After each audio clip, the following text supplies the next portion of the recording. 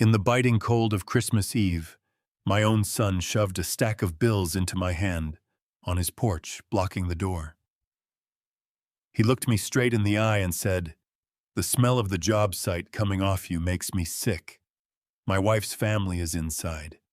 You'll embarrass me. Take this money and find a diner or a shelter." I didn't shout. I didn't say a word. I silently turned around, got into my truck, and began setting a plan into motion that he never saw coming. I am incredibly grateful to have you here at Dad Family Revenge. Drop a comment below letting me know which city or country you are watching from today. Also, please note this story features fictional elements woven in for entertainment and educational purposes. Any resemblance to actual names or settings is coincidental, but the core message is highly valuable for you. My son pushed the money into my hand on Christmas evening, right there on his front porch, with the cold pressing down on Austin, the way it only does in December, and the smell of his wife's cooking drifting out through the door he was blocking with his body. He looked me in the eye when he did it. That was the part I could not stop thinking about afterward. Not the words, not the money. The fact that he looked me straight in the eye. "Let me be honest with you, Dad," Leo said. "The smell of the job site coming off you right now, it's making me sick to my stomach. Chloe's family is inside. We're talking about a real business deal tonight, something with actual numbers behind it. And you showing up like this, you'd just be dead weight at that table. You'd embarrass me. You know that, right? So take this." He pressed the bills harder into my palm. "Go find yourself somewhere to eat. A diner, a shelter, I don't care. Just get off my porch and don't ruin this for me." I stood there on the top step of my son's front porch in the city where I had lived for 41 years, holding money my son had just handed me, like I was a stranger asking for change outside a gas station. The lights inside were warm. Through the front window, I could see the outline of a Christmas tree, the flicker of candles, the backs of two people seated at what I recognized as the dining table I had helped Leo carry up 3 flights of stairs 6 years ago when he and Chloe first moved in. I looked at my son's face. He was 36 years old. I had been in the delivery room when he came into this world. I had taught him to ride a bicycle in the parking lot of Zilker Park on a Saturday morning when he was 5 years old, and so determined to get it right that he made me stay for 4 hours. I had sat with him in the emergency room when he broke his collarbone at 14. I had driven him to the airport the morning he left for college, and I had not cried until I was back on Mopac, and then I had cried so hard I had to pull over. He was looking at me now like I was a problem he had already solved. I did not shout. I did not reach for my phone. I did not say a single word. I just looked at him for a long moment, the way you look at something you are trying to memorize because you understand at a cellular level that the version of it you are looking at right now is the last one you will ever see. Then I turned around, walked down the steps, got into my truck, and drove away. The money was still in my hand. $300 I counted later. Crisp 50s. The kind you get from an ATM. I put them in the glove compartment, and I drove back toward downtown, and I did not turn the radio on because I needed the quiet to think, and because some silences are not empty. They are full of everything you are trying not to feel all at once. My name is Arthur Calloway. I am 68 years old. I spent 37 years as a mechanical engineer, the last 19 as a senior project manager for a commercial construction firm here in Austin, which means I have spent the better part of my adult life making sure that large, complicated systems work the way they are supposed to work, that the load-bearing elements are where they need to be, that what looks solid from the outside actually is solid all the way through. I retired 3 years ago with a pension, a stock portfolio I had been building since my mid-30s, and a house in Westlake Hills that my wife Margaret and I had paid off in full in the spring of 2017. The house sits on a third of an acre with a 30-year-old live oak in the front yard that Margaret planted herself the week we moved in, back when it was nothing but a spindly little thing she had to stake to a wooden post to keep it standing. Margaret died 22 months before that Christmas evening on Leo's porch. Pancreatic cancer. She was gone in 4 months from diagnosis to the end. She was 64 years old.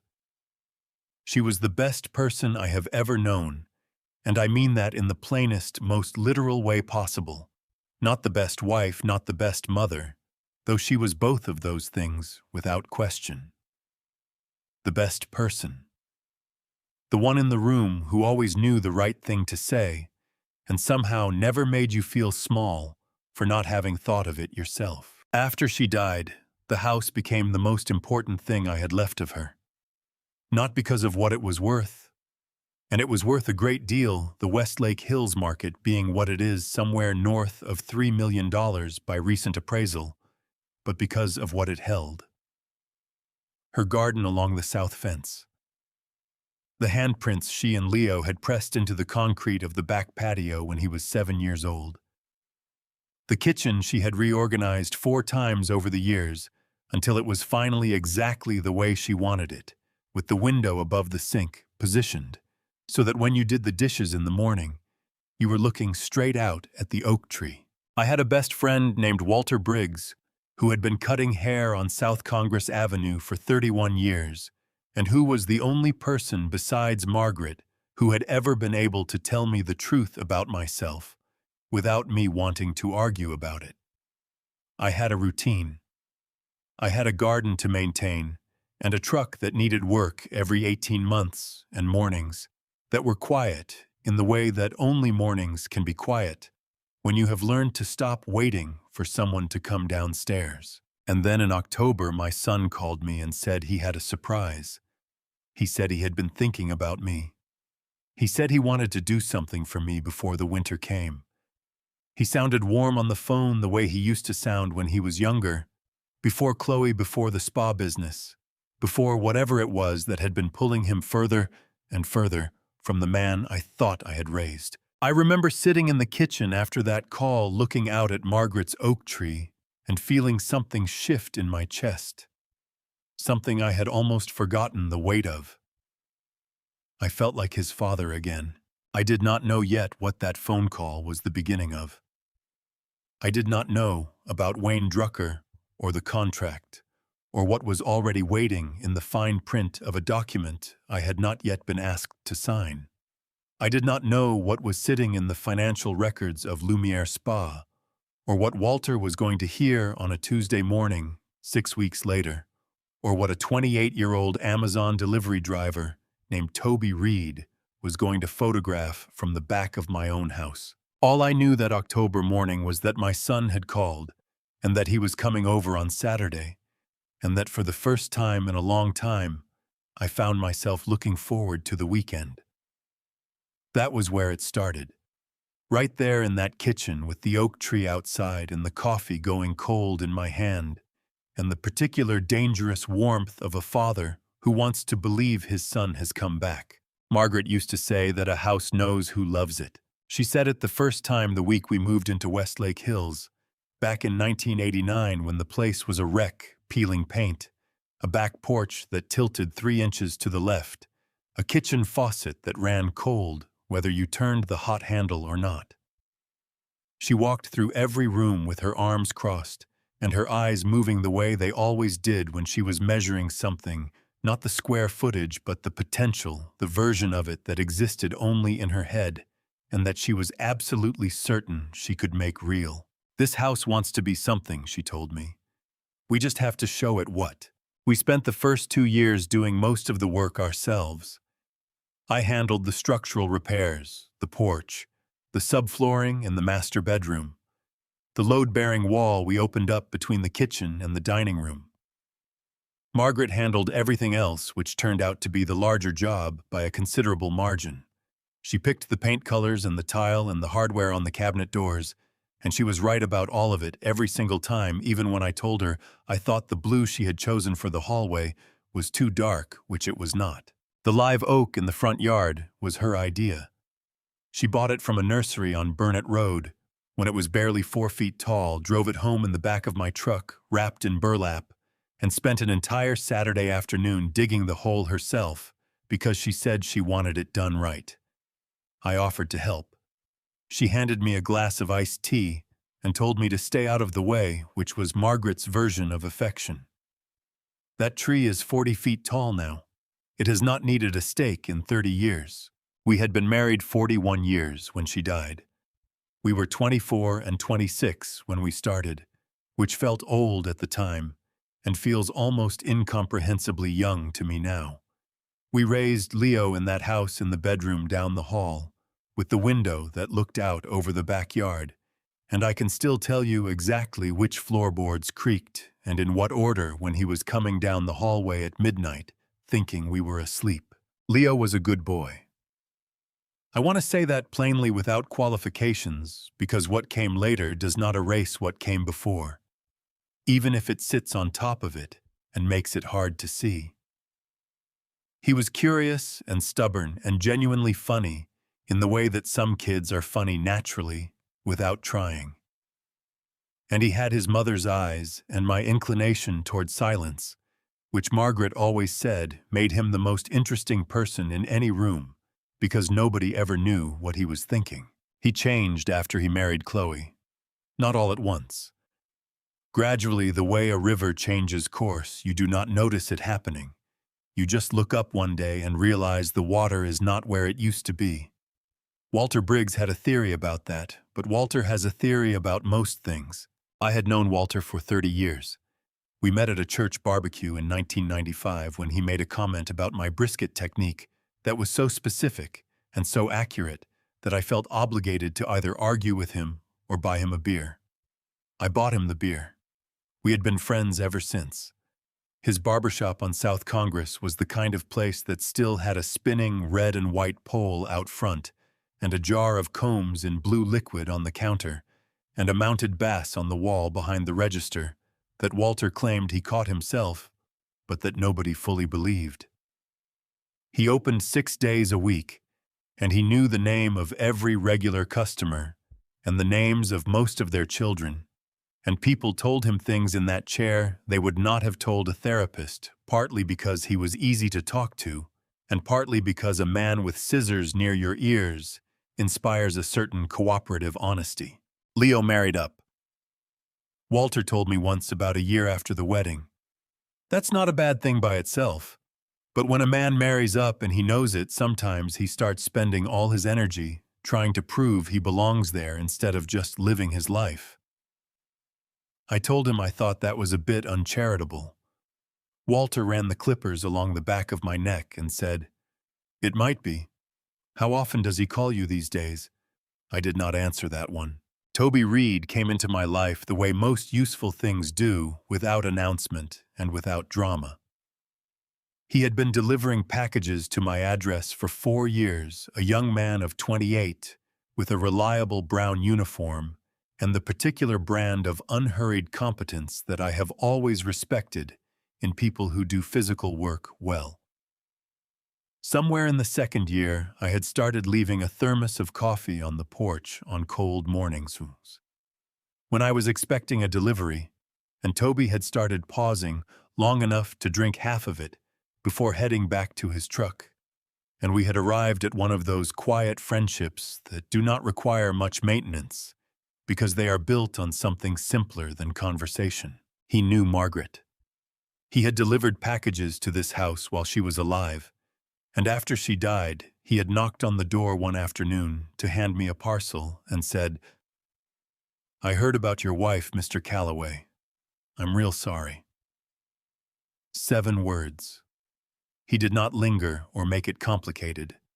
I had appreciated that more than I could have explained to him. That fall, I had been watching the oak tree a lot. Margaret had made me promise to keep after it, the pruning, the root care, the particular fertilizer she had sourced from a nursery in Dripping Springs that she had written down in a little notebook she kept in the kitchen drawer. I kept after it. It seemed like the least I could do. So when Leo called me on that Tuesday in early October and his voice carried something I had not heard in it for several years, something that sounded like warmth, like effort, like the specific tone of a person who is reaching toward you rather than away, I let myself feel it. I stood at the kitchen sink with the phone against my ear, and the oak tree filling the window in front of me, and my son told me he had been thinking about me, that he was worried about the roof going into winter, that he wanted to take care of it, that he had already found someone good. I believed him. That is the part I have turned over in my mind more times than I can count. Not the contract, not the scheme, not any of the pieces that came after. Just that moment at the sink, the tree in the window, and the sound of my son's voice saying he had been thinking about me. I believed him completely. He showed up on a Saturday morning with 2 cups of coffee from the place on South Lamar that Margaret and I had gone to every weekend for 15 years, and a contractor's business card held between 2 fingers, like he was presenting me with something valuable, which I suppose he believed he was. I opened the door, and there he was. Leo, my son, in a clean flannel shirt, with his hair combed back, smiling the way he used to smile when he was 12 years old and had done something he was proud of. Chloe was not with him. That registered somewhere in the back of my mind as a small, quiet thing I did not examine. "Brought you your usual," he said, holding out the cup. 2 sugars, splash of cream. He remembered. That was the thing that got me. After 3 years of phone calls that lasted 4 minutes and holiday visits where he checked his watch more than he looked at me, he had remembered exactly how I take my coffee. I stepped back and let him in. We sat at the kitchen table, the same table where Margaret had taught Leo long division in the 3rd grade, and where I had read the newspaper every morning for 30 years, and Leo put the business card down between us like he was opening a negotiation. Wayne Drucker, Drucker Home Services, licensed and bonded, commercial and residential. "I've been doing my research, Dad," Leo said, wrapping both hands around his cup. "Your roof is 15 years old. Those heating units are original to the house. We get one bad ice storm this winter, and you know Austin, it happens. You could be looking at serious damage. Pipes burst, ceiling caves, the whole thing." He shook his head with what looked like genuine concern pulling at the corners of his mouth. "I should have thought about this sooner. That's on me." I looked at the card. "Wayne Drucker," I said. "You know this man? Chloe's cousin used him last spring," Leo said. "Full roof replacement, new HVAC system, came in under budget, and finished 4 days early. The man is solid, Dad. Old school. Does the work himself instead of subbing everything out." He paused. "And I want to cover it. The whole thing. Consider it a late birthday present. Consider it me making up for lost time. I want to be honest about what I felt in that moment because I think it matters. I felt the specific fragile warmth of a father who has been waiting longer than he realized for his son to come back around.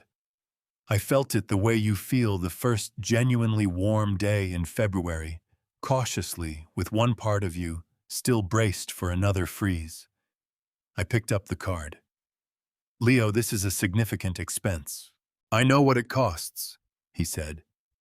"I've already talked to Wayne. He can start the week after next." He reached across the table and put his hand over mine briefly, the way he had not done since he was a teenager, sitting in this same kitchen, telling me he had wrecked the car. "Let me do this, Dad. Please." Wayne Drucker came to the house the following Thursday for the initial walkthrough. He was a broad man in his middle 40s, with a sun-damaged neck and the handshake of someone who had been squeezing things professionally for decades. He walked the roofline, inspected both heating units in the garage, tapped on the ceiling panels in the master bedroom and the hallway with his knuckle, and made the kind of low sounds that contractors make when they want you to know they have found something. "You've got some soft spots up here," he told me, standing in the hallway with his flashlight angled at the ceiling. Not an emergency yet, but you let another winter go by and you'll be sorry. The insulation above the master is basically mulch at this point. He clicked the flashlight off. Leo told me you're a former engineer, so you know what I'm telling you is straight. I did know. I had looked at that ceiling myself and had the same concern.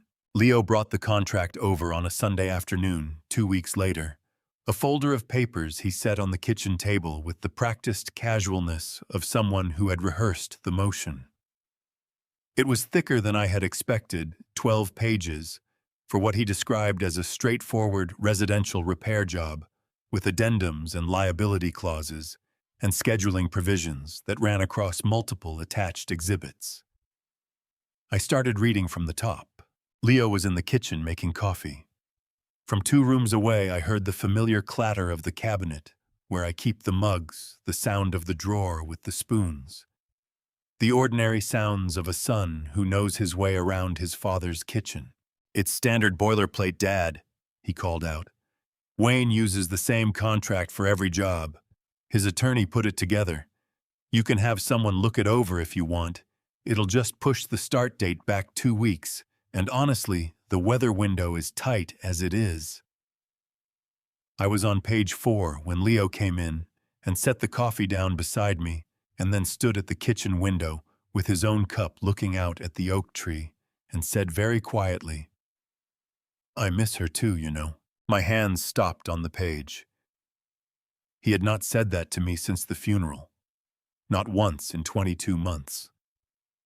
I had not realized until that moment how much I had needed to hear it, or how completely it would undo me when I did. "I know you do," I said. He turned from the window and looked at me, and his face was open in a way it had not been in years, unguarded, tired in the way that grief makes people tired. Even when it is old, grief settled, grief that has been living in the walls of them for so long they have stopped noticing its weight. I looked down at the contract. Page 4 of 12. 7 pages unread. I picked up the pen Leo had set beside the folder, and I signed where the tabs indicated. I told myself I would read the rest later.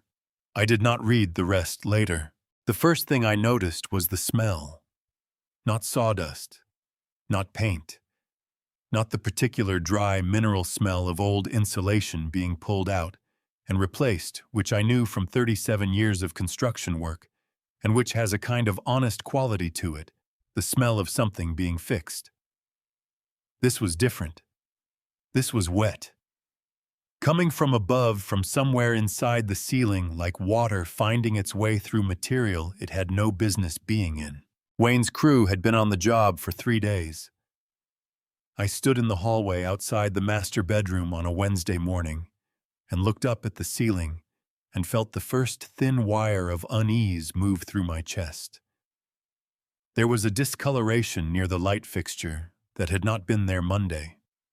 A soft, spreading stain the color of weak tea about the size of a dinner plate, with edges that were still damp to the touch when I pulled a chair over and pressed my fingers against it.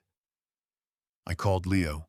"That's completely normal during a roof tear-off," he said, and his voice had the smooth, unhurried quality of a man reading from a script he had already memorized.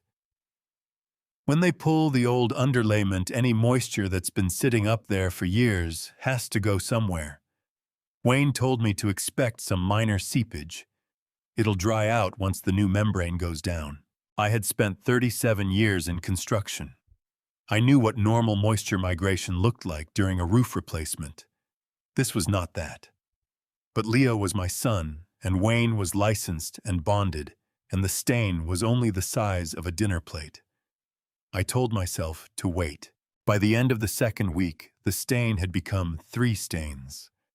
The one near the light fixture had spread to the width of my arm span.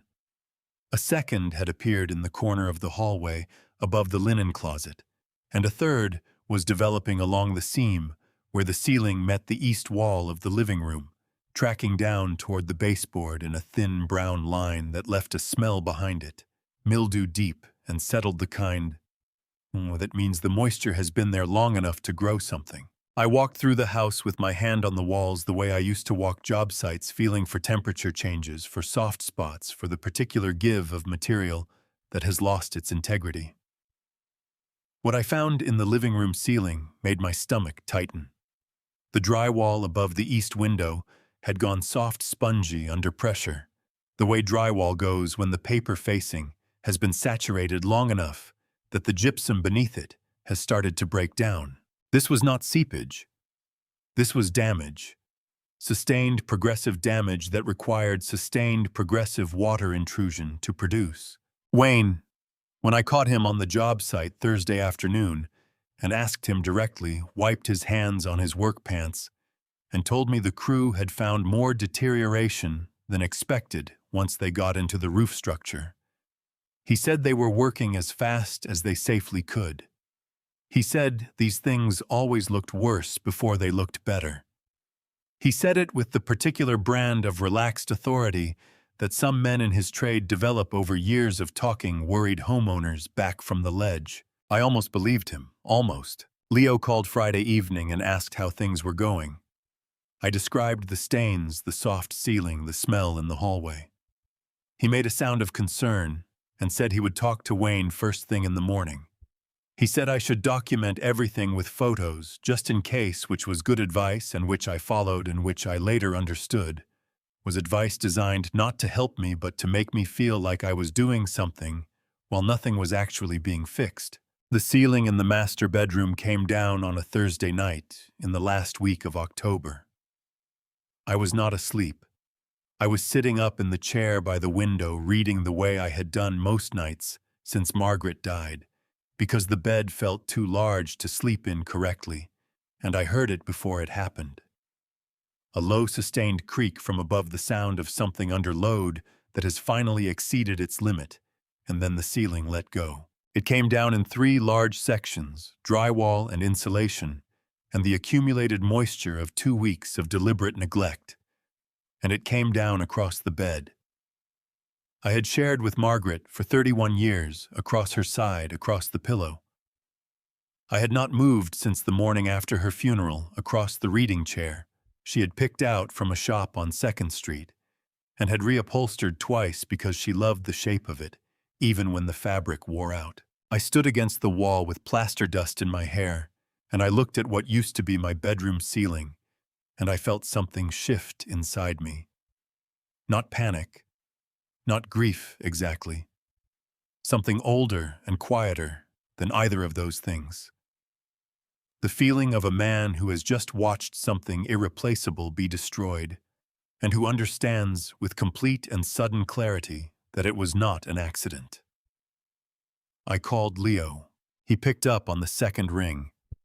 I told him what had happened. He was quiet for a moment, and then he said, "Dad, that's terrible. Are you okay? Listen. I already have a number for a short-term apartment downtown. Good building month to month, very reasonable. I can send you the contact right now." I stood in my destroyed bedroom in the dark with plaster dust settling around my shoes. "Leo," I said slowly, "you already have the number." "I looked it up a few days ago," he said too quickly, "just in case something like this happened. You know me, Dad. I like to be prepared." I did know him. I had known him for 36 years, and I knew standing there in the ruins of the room where his mother had died that a man who is prepared for something is a man who saw it coming. I have lived in Austin for 41 years, and I have never rented a room in my life. That sounds like a boast. It is not meant as one.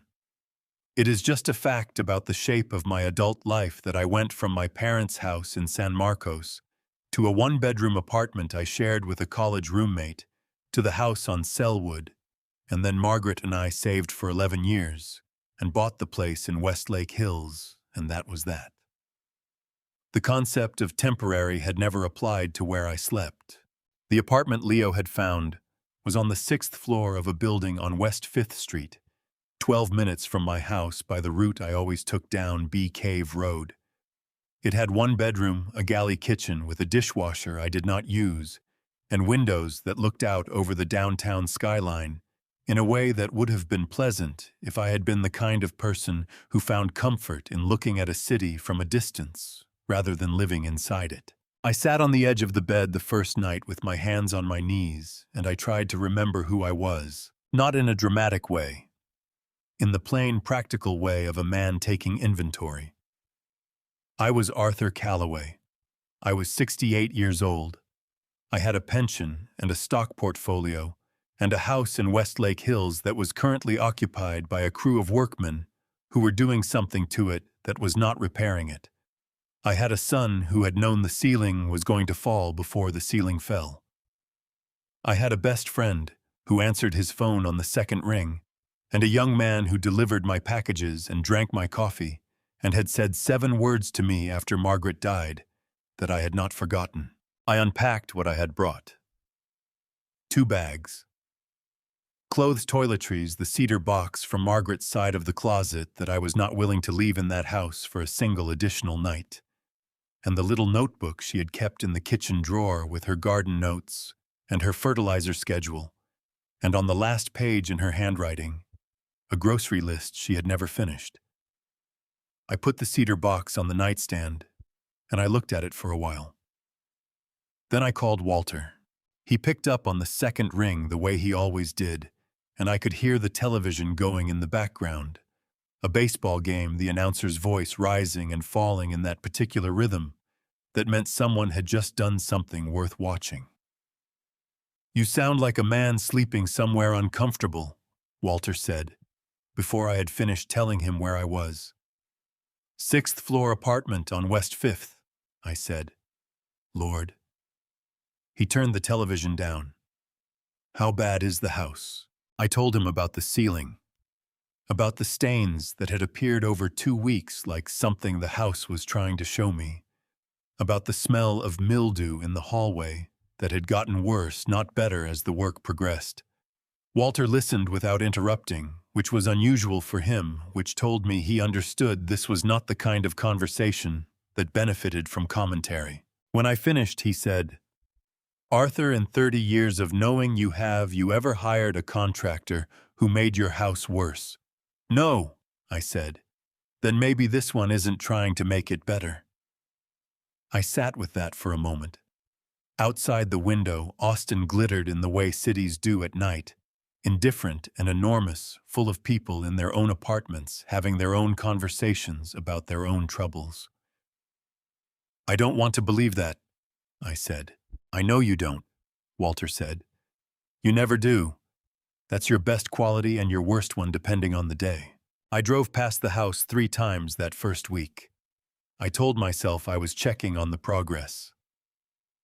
The first time on a Tuesday morning, Wayne's trucks were in the driveway, and there was noise coming from the roof, the sound of work being done, which should have reassured me but did not, because by then I had learned that the sounds of work and the sounds of damage can be identical from the outside. The second time on Thursday afternoon, the trucks were gone, and the house was quiet and dark, and I sat in my truck at the curb for 10 minutes, watching the windows and feeling the particular unease of a man looking at something that belongs to him and feeling like a trespasser. The third time was a Friday evening, and Toby Reed's brown delivery truck was pulling away from the curb as I turned onto the street. He saw my truck and stopped. I pulled up alongside him and rolled down my window. "Mr. Calloway," he said.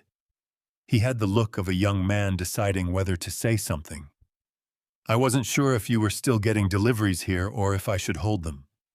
"I'm staying downtown temporarily," I said, "just keeping an eye on the place." He nodded. He glanced at the house, then back at me. "You want me to keep delivering here? I drive this street every day, Monday through Saturday. I can—" He stopped, started again. "I can keep an eye on things if you want. Let you know if I see anything that looks off." I looked at him. 28 years old, sitting in his brown truck on a Friday evening, after what had probably been a 10-hour day, offering to watch my house because it seemed like the right thing to do. "I'd appreciate that, Toby," I said.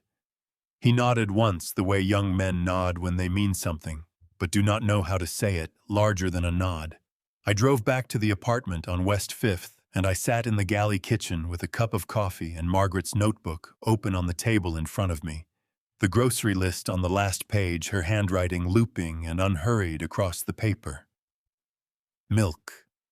Lemons. The good bread from the place on Congress. She had never come back to finish the list. That was the thing about endings, they did not announce themselves. You walked out the door one morning to run an errand, and you did not know it was the last time, and the list stayed on the page exactly where you left it, waiting for a woman who was not coming back. I closed the notebook. I put both hands flat on the table. Then I picked up my phone and looked at the text thread with Leo. The last message was from him, sent the night the ceiling fell. The apartment contact, a name and number, time-stamped 4 minutes after I had called to tell him what happened. 4 minutes. I put the phone face down and stared at the kitchen wall for a long time. Then Walter called. He said, "Arthur, I need you to come down to the shop tomorrow morning. There's something you need to hear, and I don't want to say it on the phone." Before I reveal the shocking discovery that completely shifted the battlefield, leave a comment with the words, "Still here," so I know you are following along. And please be advised, the upcoming portion of this story contains fictionalized developments that may not completely mirror factual events. If you prefer not to listen to this type of content, you are welcome to turn off the video right here. Walter Briggs has been cutting hair on South Congress Avenue for 31 years, and in that time he has developed a particular kind of invisibility that only certain people achieve, the kind that comes not from being overlooked, but from being so thoroughly a part of a place that people stop registering you as a separate person who is listening. Bartenders have it. School secretaries have it. Barbers, the good ones, have it most of all. I pulled into the parking lot behind his shop at 8:15 on a Saturday morning before he opened to customers, because that was what "come down to the shop" meant when Walter said it in that particular tone of voice. The back door was unlocked. I let myself in the way I had been letting myself in for 20 years, past the storage shelves with their towers of product bottles and the ancient coffee maker that Walter claimed had been there since the Clinton administration, and that produced coffee so strong it made your back teeth ache. Walter was already in his chair behind the counter, not the barber's chair, but his own chair, the cracked vinyl one he kept near the register that he sat in when he was thinking. He had 2 cups on the counter. He did not say good morning. He handed me one of the cups and said, "Sit down, Arthur." I sat in the waiting chair across from him. "Tuesday afternoon," Walter said, wrapping both hands around his cup. "Man comes in, no appointment, says he can squeeze into the 3:30 slot. Big guy, 40-something, work clothes, neck like a fireplace log." He paused. I didn't know him.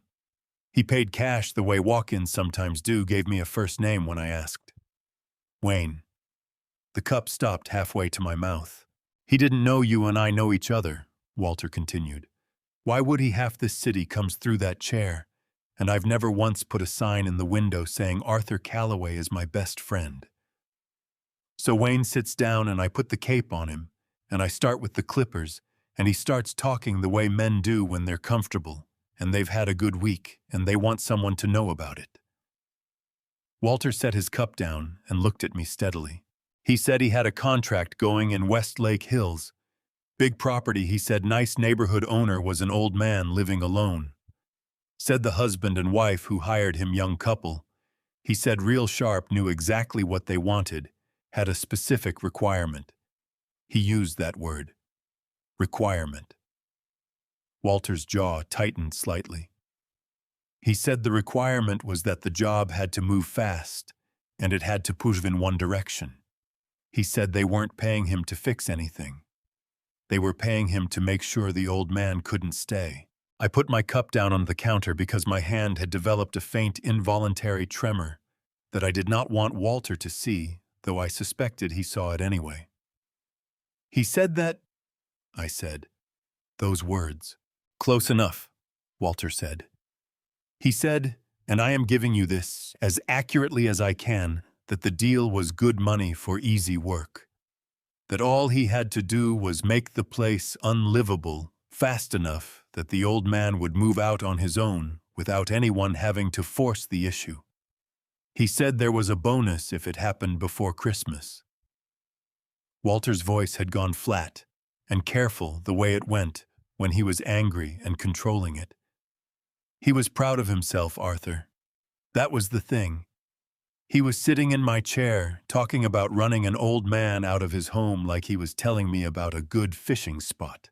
The shop was very quiet around us. Outside on South Congress, a truck went by its engine loud and then fading. A mockingbird was going through its repertoire in the live oak beside the parking lot. Did he describe the house? I asked.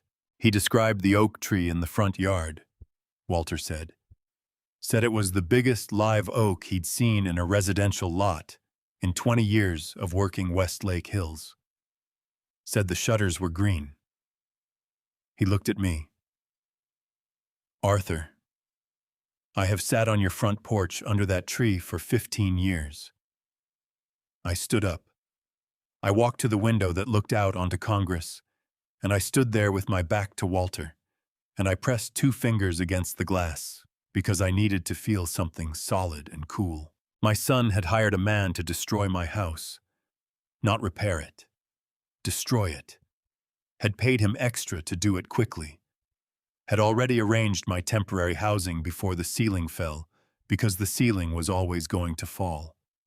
That was the plan. Move the old man out, move fast, be done before Christmas. I thought about the contract on the kitchen table, the 12 pages I had not finished reading, the pen Leo had set beside the folder, the way he had stood at the window and said, I miss her too, at exactly the moment I needed to hear it most. Arthur. Walter's voice came from behind me, steady and low. Does Leo know everything his wife has been doing, or is he the one running it? I turned around. Walter was watching me with the expression he wore when he already knew the answer to a question was going to hurt, and he was asking anyway because the hurt was necessary. I don't know, I said, and that was the truth. I did not know which was worse, that my son had built this, or that he had let someone build it beside him and called it love. Walter nodded slowly. He picked up his cup. He said, You need a lawyer, Arthur, not tomorrow, today. I drove back to the apartment on West 5th, and I sat at the kitchen table, and I found a number I had not dialed in 3 years. A real estate and estate litigation attorney named George Patton, who had handled the closing on the Westlake Hills property back in 2009, and who had a reputation in Austin legal circles for being methodical, thorough, and deeply unpleasant to have across a negotiating table. I called him. He picked up on the 3rd ring. I said, George, I need to come in. I think my son is trying to steal my house. There was a pause. Then George said in the dry, unhurried voice of a man who has heard most things and is rarely surprised by any of them, How soon can you be here? I want to tell you something about Margaret's things before I tell you what Toby showed me, because you need to understand what was in that house before you can understand what it meant to take it. Margaret was not a collector in the way some people are collectors, not acquisitive, not sentimental about objects for their own sake. She did not keep things because they were valuable, or because they were old, or because some catalog had told her they were worth keeping. She kept things because they held specific moments, specific people, specific afternoons that she did not want to lose entirely to the fog that time makes of everything. The Wedgwood tea set was the first thing. She had bought it in London in the summer of 1987, 2 years before we were married, on a trip she had taken alone after her mother died, and left her a small amount of money and a note that said in her mother's handwriting, "Go somewhere you've always wanted to go, and don't be practical about it." Margaret had taken that instruction seriously. She had gone to London for 3 weeks, stayed in a bed and breakfast in Bloomsbury, walked every museum she could find, and on her second-to-last day, had walked into a shop on New Bond Street and spent more money than she had intended on a 6-piece Wedgwood tea set in a deep blue called Portland blue that she said reminded her of the color the sky turns over Austin in October just before the light goes flat. She had wrapped each piece in her own clothing to get it home in her suitcase. She had used it exactly 4 times in 41 years, once for her sister's bridal shower once, when her book club met at our house once, when our neighbor Ruth had her hip replaced, and Margaret made her tea every afternoon for 2 weeks, and once the last time on a Sunday morning, 6 weeks before her diagnosis, when she had simply decided it was a beautiful morning, and beautiful mornings deserved the good dishes. The cedar box was the second thing. Her father had made it. Harold Keene, a carpenter from Nacogdoches, who had the particular gift of making ordinary wood look like it was trying to be something finer than it was. He had built the box for Margaret's 16th birthday, lined it with cedar, and fitted it with a brass clasp that still worked without stiffness 48 years later. Inside it, she kept letters, not all the letters she had ever received, just the ones that had mattered. My letters from when we were first dating, and I was working a construction job in Houston, and she was finishing her degree in Austin, and we were writing to each other twice a week because long-distance phone calls cost money we did not have. Letters from her mother, letters from her sister. One letter from Leo written in pencil on wide-ruled notebook paper when he was 7 years old that said, "Dear Mom, today at school we learned about whales. I think you would like whales.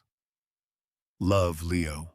I had read that letter once after Margaret died, and I had not been able to read it again. The third thing was the clock. It had belonged to Margaret's grandmother, a German mantel clock with a dark walnut case and a face painted with small blue flowers that chimed every half hour in a tone that was neither loud nor soft, but exactly present, exactly right, the way a clock should be. Margaret had grown up with that sound. She said it was the sound of Sunday mornings at her grandmother's house in Fredericksburg, of coffee and biscuits, and her grandmother's hands moving through pastry dough with a patience that Margaret had spent her whole life trying to learn. I had fallen asleep to that clock for 31 years. These are the things I am telling you about. A tea set, a cedar box, a clock. Nothing that would interest a thief, nothing that would appear on an insurance appraisal as significant. Everything that remained of the woman I had built my life around, held in the rooms of a house that my son had arranged to have emptied while I was living on the 6th floor of an apartment building 12 minutes away.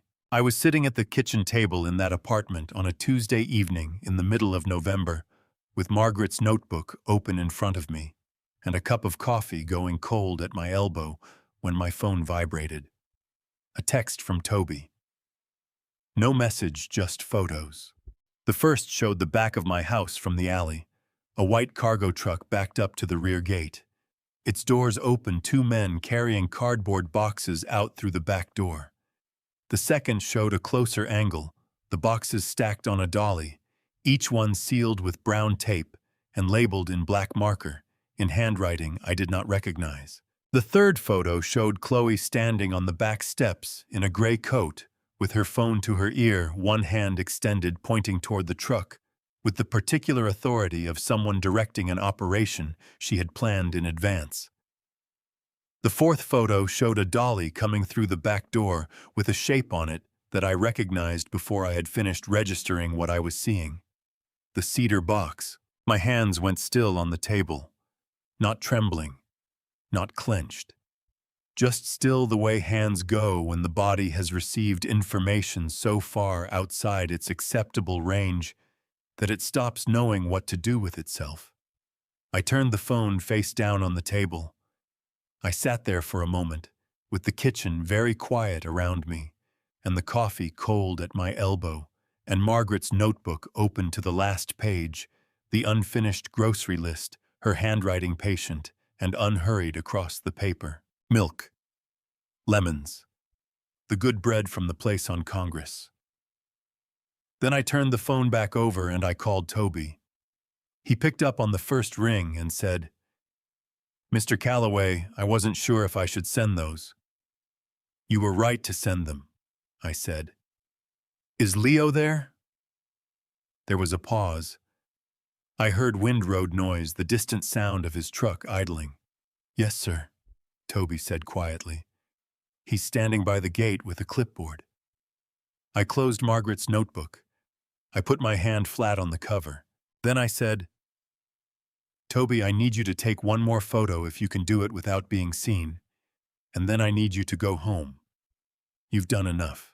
Toby Reed is 28 years old and has been delivering packages for a living since he was 23, which means he has spent 5 years driving the same routes, through the same neighborhoods, and learning the way people learn things. They are not trying to learn the particular rhythms of each house on his run. He knows which houses get medication deliveries on the 1st of the month. He knows which ones have dogs that mean it, and which ones have dogs that are performing. He knows the difference between a house that is occupied and a house that is merely lit. And he knows, after 4 years of delivering to Westlake Hills, exactly what Arthur Calloway's back gate looks like from the alley, and exactly what kind of vehicle belongs in that driveway, and exactly what kind does not. I called him back 20 minutes after I had asked for the last photo and told him to go home. He answered immediately. "I got it," he said. "Mr. Calloway, I'm sorry. I stayed longer than you said. I wanted to make sure I had enough for you to see clearly." "Don't apologize," I said. "Tell me what you saw."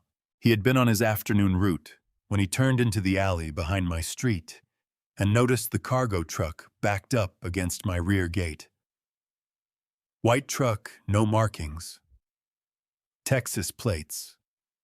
He had slowed down because unmarked cargo trucks in residential alleys at 4 in the afternoon on a Tuesday are not routine, and because he knew I was not living in the house, and because something about the way the men were moving quickly, quietly, with the practiced efficiency of people who have done this before and would prefer not to be noticed, had made the hair on his arms stand up.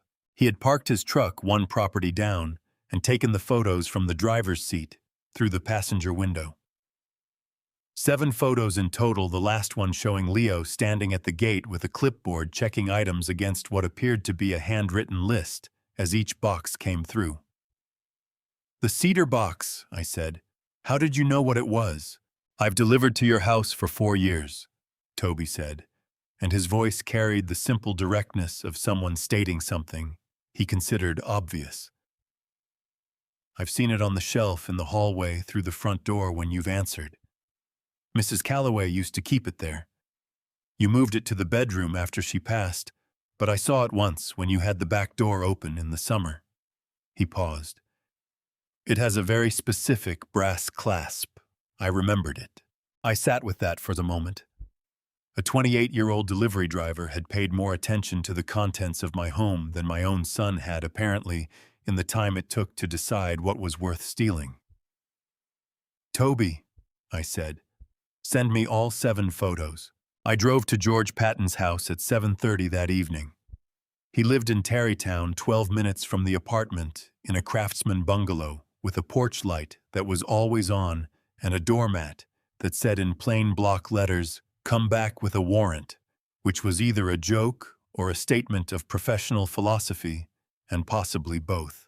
George opened the door in reading glasses and a flannel shirt and looked at me the way he had been looking at me since 2009, which was the look of a man who has decided you are worth his time but reserves the right to reassess. "You sounded serious on the phone," he said. "I am serious," I said. He stepped back and let me in. George Patton is 63 years old and has practiced real estate and estate litigation in Austin for 31 years.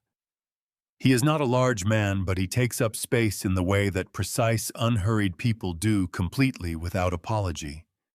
He has a voice like a judge, flat, and even that he uses at the same volume whether he is ordering lunch or explaining to opposing counsel exactly where they went wrong. He has a laugh that surfaces maybe once a meeting always, when you least expect it, always at something nobody else found funny yet. We sat at his kitchen table, and I laid out the contract, the 7 photos, and everything Walter had told me in that order, because that was the order in which the evidence accumulated, and George preferred evidence in the order it accumulated. He read the contract first, all 12 pages. He did not rush. He turned each page with the same deliberate care and made no sound except once on page 7, when he exhaled slowly through his nose in the way that meant he had found what he was looking for and did not like what he had found. He set the contract down and took off his reading glasses and looked at me. Page 7, he said. Paragraph 4, subsection C. The language is buried inside the scheduling provisions, which is where you bury things you do not want read. He put his glasses back on and read aloud, translating the legal phrasing into plain English as he went. In Texas, a contractor who performs work on a property and is not paid can file what is called a mechanic's lien, a legal claim against the property itself that must be resolved before the property can be sold or refinanced. The contract Arthur had signed contained a clause that pre-authorized Wayne Druckers to file such a lien in an expanded form, and additionally granted Leo Calloway the authority to act as Arthur's representative in any financial discussions with lending institutions related to the property. In plain language, George said, setting the pages down, this contract is a door. Wayne files the lien gives Leo a pretext to approach the bank as your representative, and suddenly someone else is making decisions about a house worth north of $3 million, while the owner is living in an apartment on West 5th Street, wondering why his ceiling fell. The kitchen was very quiet. The refrigerator hummed. Outside, a car moved slowly down the street. How fast can you close that door? I said. George put his glasses on the table and looked at me steadily. I filed an emergency motion at 9 o'clock this morning when you called me, he said. Your house is frozen as of 2 hours ago.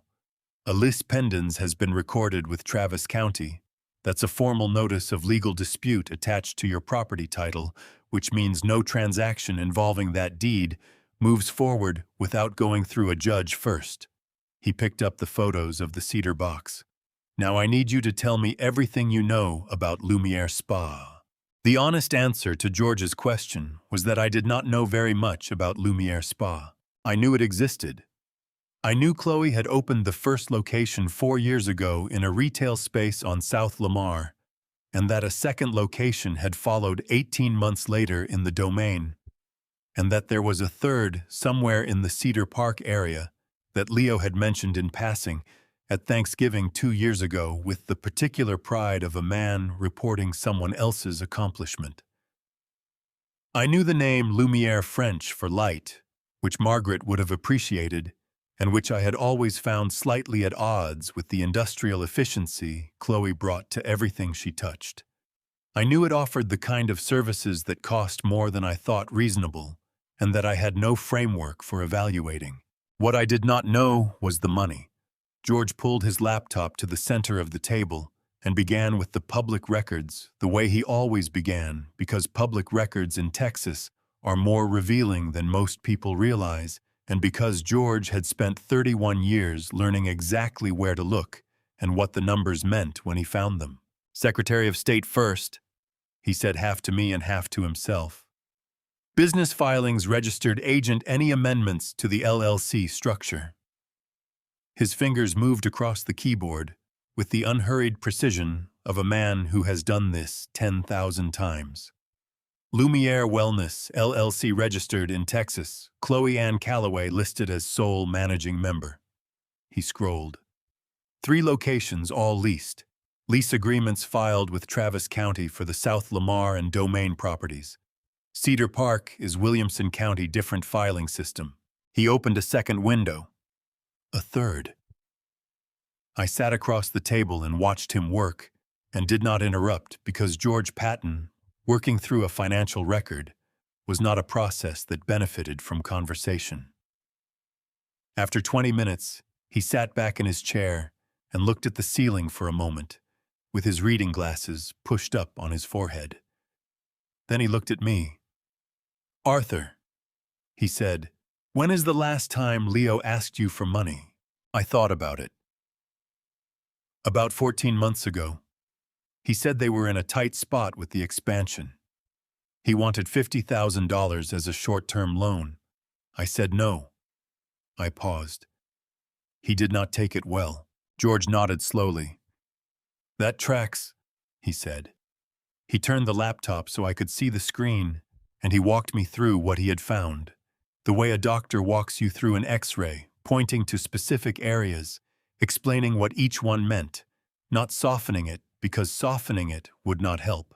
The South Lamar location had a commercial lease of $11,000 a month. The Domain location was $14,000. Cedar Park was $8,500. That was $33,500 a month in rent alone before payroll, before product inventory, before utilities, before the dozen other costs that a 3-location spa operation carried. George had pulled the Texas Workforce Commission records, which showed payroll filings for 22 employees across all 3 locations. Conservative estimate on total monthly operating costs. George said somewhere between $65,000 and $75,000, possibly more. He let that number sit. Now, the South Lamar location's lease has a default notice attached filed 6 weeks ago by the landlord. The Domain lease has a cure notice that means the landlord has formally told them they are behind on rent and has given them a deadline to catch up or face eviction proceedings. He paused.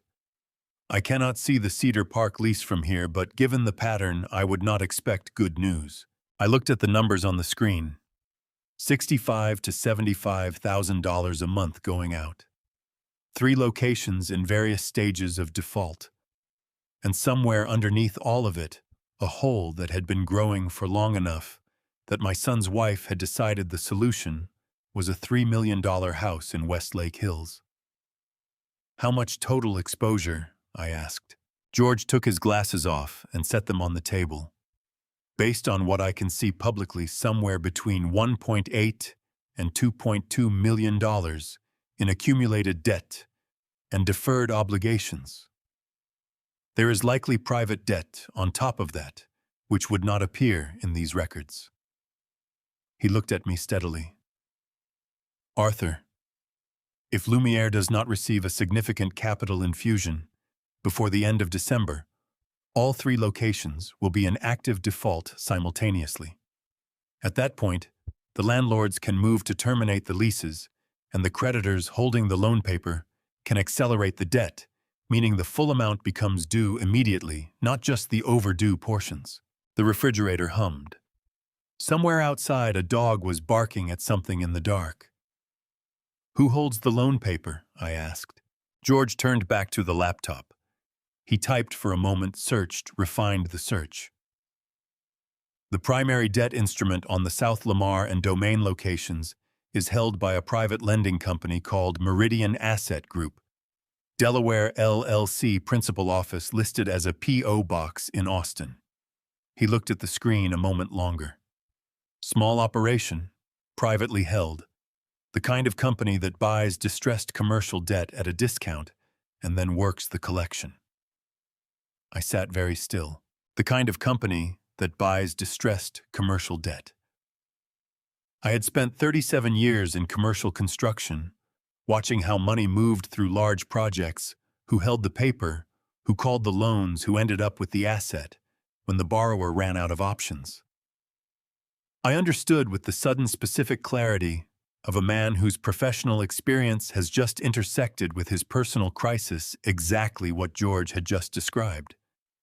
And I understood something else. I understood that a company like Meridian Asset Group, small and privately held its ownership behind a Delaware LLC and a P.O. box, was exactly the kind of company that could be purchased by someone who knew where to look and had the resources to move quickly and had very good reasons for wanting to be invisible while he did it.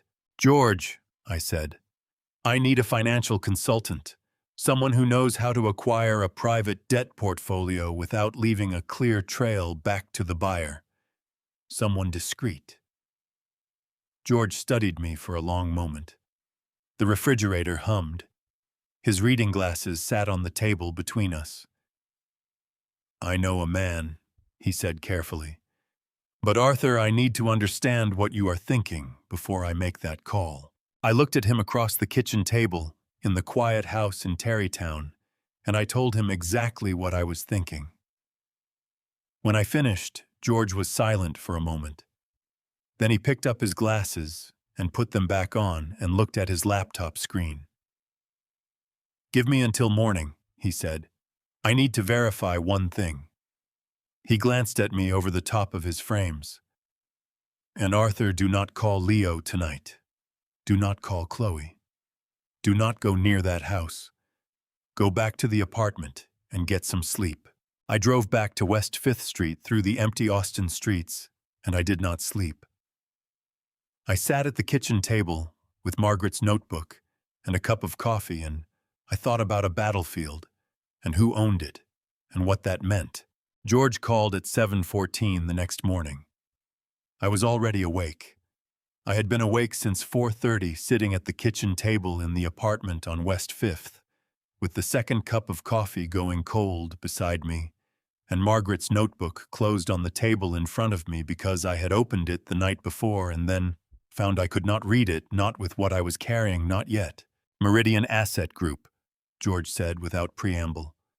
"I spent 2 hours last night going through the Delaware registry and cross-referencing the Austin commercial lending records. The company was incorporated 6 years ago. 2 principals listed at founding, one of whom bought the other out 3 years ago.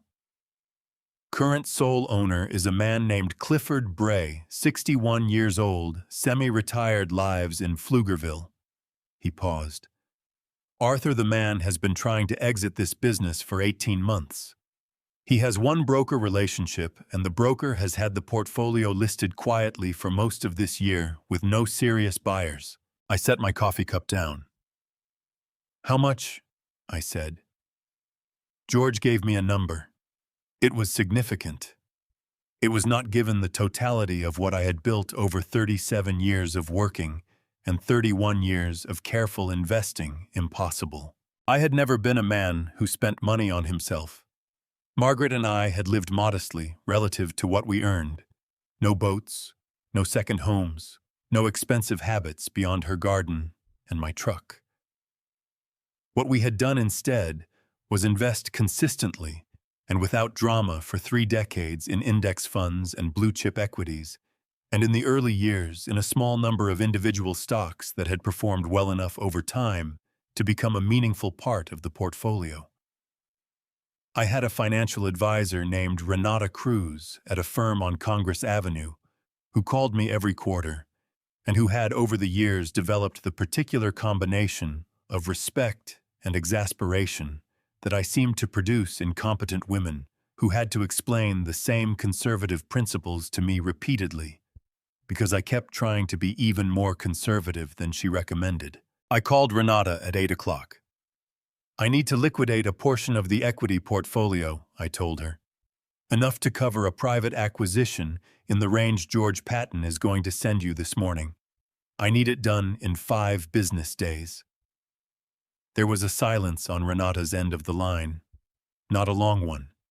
Renata was not a woman who wasted time on silences. "Arthur," she said, "is everything all right?" "It will be," I said. "Can you do it?" "I can do it," she said. "I'm going to need you to come in and sign some paperwork this afternoon." I thanked her and hung up and called Dale Hutchins. Dale Hutchins and I had worked together for 11 years at the same commercial construction firm where he had served as the company's financial consultant, and where I had learned over many lunches and more than a few late evenings reviewing project financing structures that Dale understood money the way I understood load-bearing systems, intuitively, completely, with an almost physical sense of where the stress points were and what would happen if you pushed them too hard. He had retired 2 years before I did. He spent his mornings fishing on Lake Travis and his afternoons doing exactly the kind of financial work he had spent 40 years advising other people to be careful about, which was his way of saying that he had earned the right to take risks he found interesting. I drove to his house in Westlake at 9 o'clock. He met me at the door in a canvas fishing shirt with a cup of coffee in one hand and the particular expression of a man who has been expecting a call like this one for some time. "George called me last night," Dale said, stepping back to let me in. "After you left. He wanted to know if I was available for something sensitive."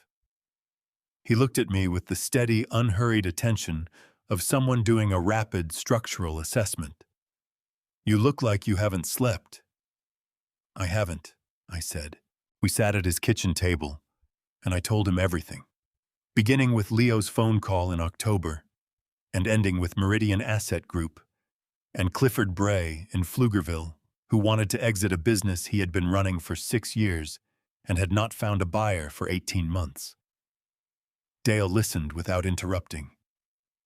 When I finished, he drank the rest of his coffee and set the cup down and said, "You want to buy the debt?" "I want to own it," I said. "All of it.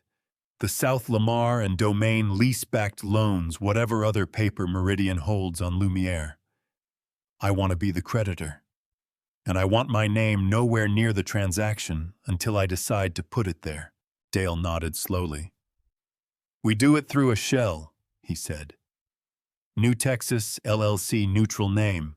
I can have the entity formed by end of day tomorrow. We approach Bray through a broker George knows, frame it as a straightforward portfolio acquisition by a private investor. Bray wants out, and he won't ask too many questions if the number is right and the wire clears fast." He looked at me. "Arthur, once you own that paper, you are Chloe's largest creditor. You control the timeline on those loans. You decide when they come due and how fast." "I know," I said. "And if Leo and Chloe put any additional assets into Lumière between now and when you move, they become mine too," I said.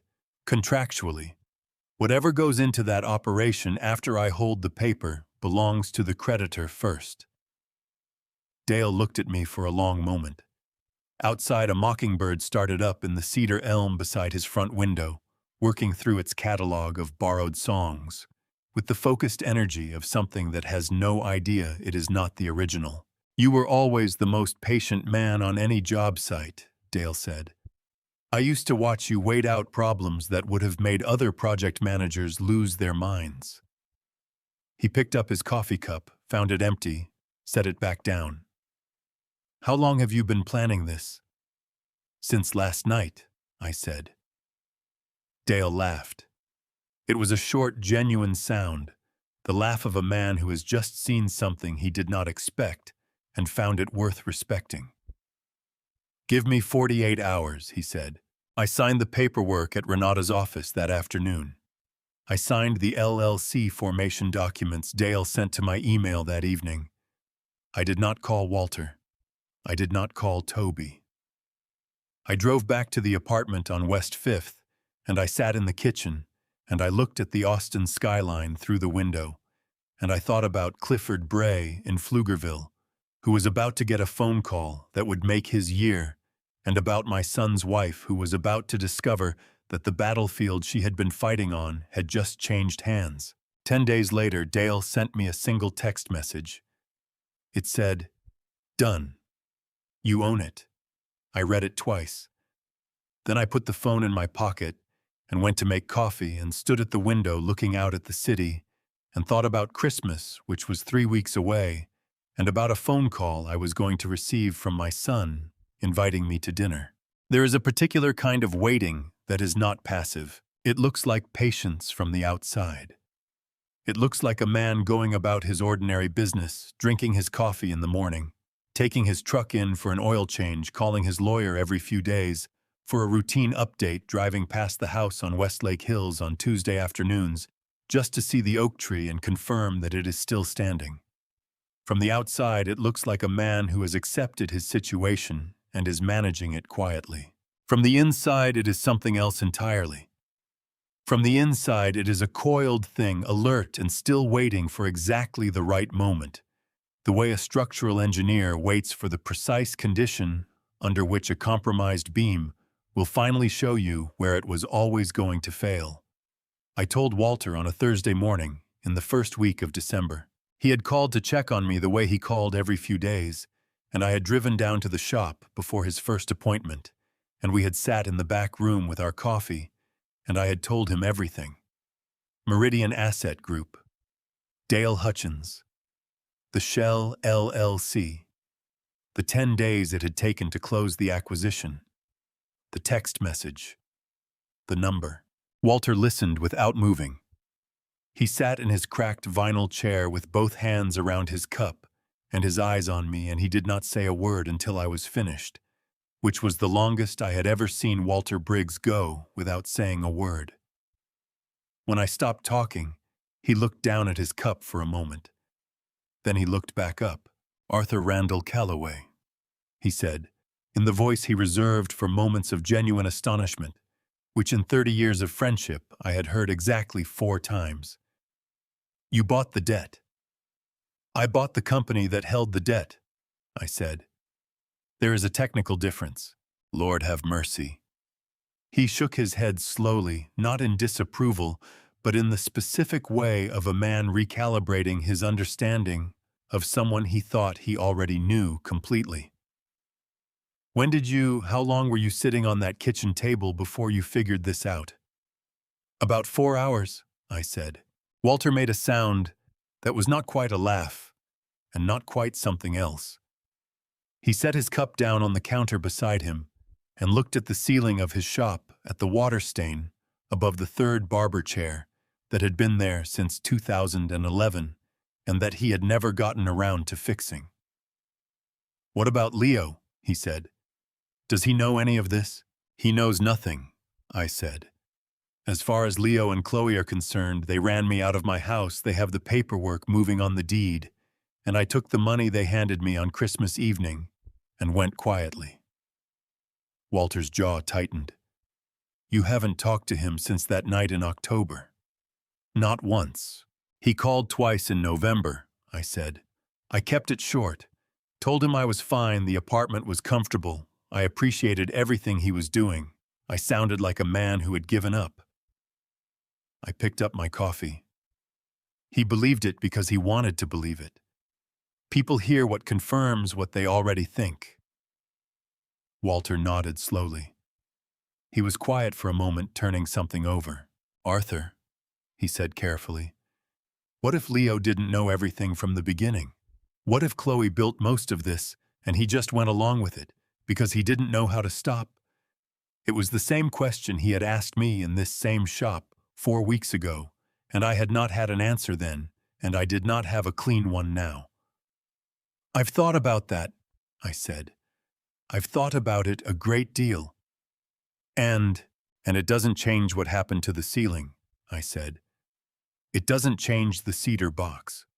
It doesn't change the fact that he stood at my kitchen window and said he missed his mother and then watched me sign a document I hadn't finished reading." I set my cup down.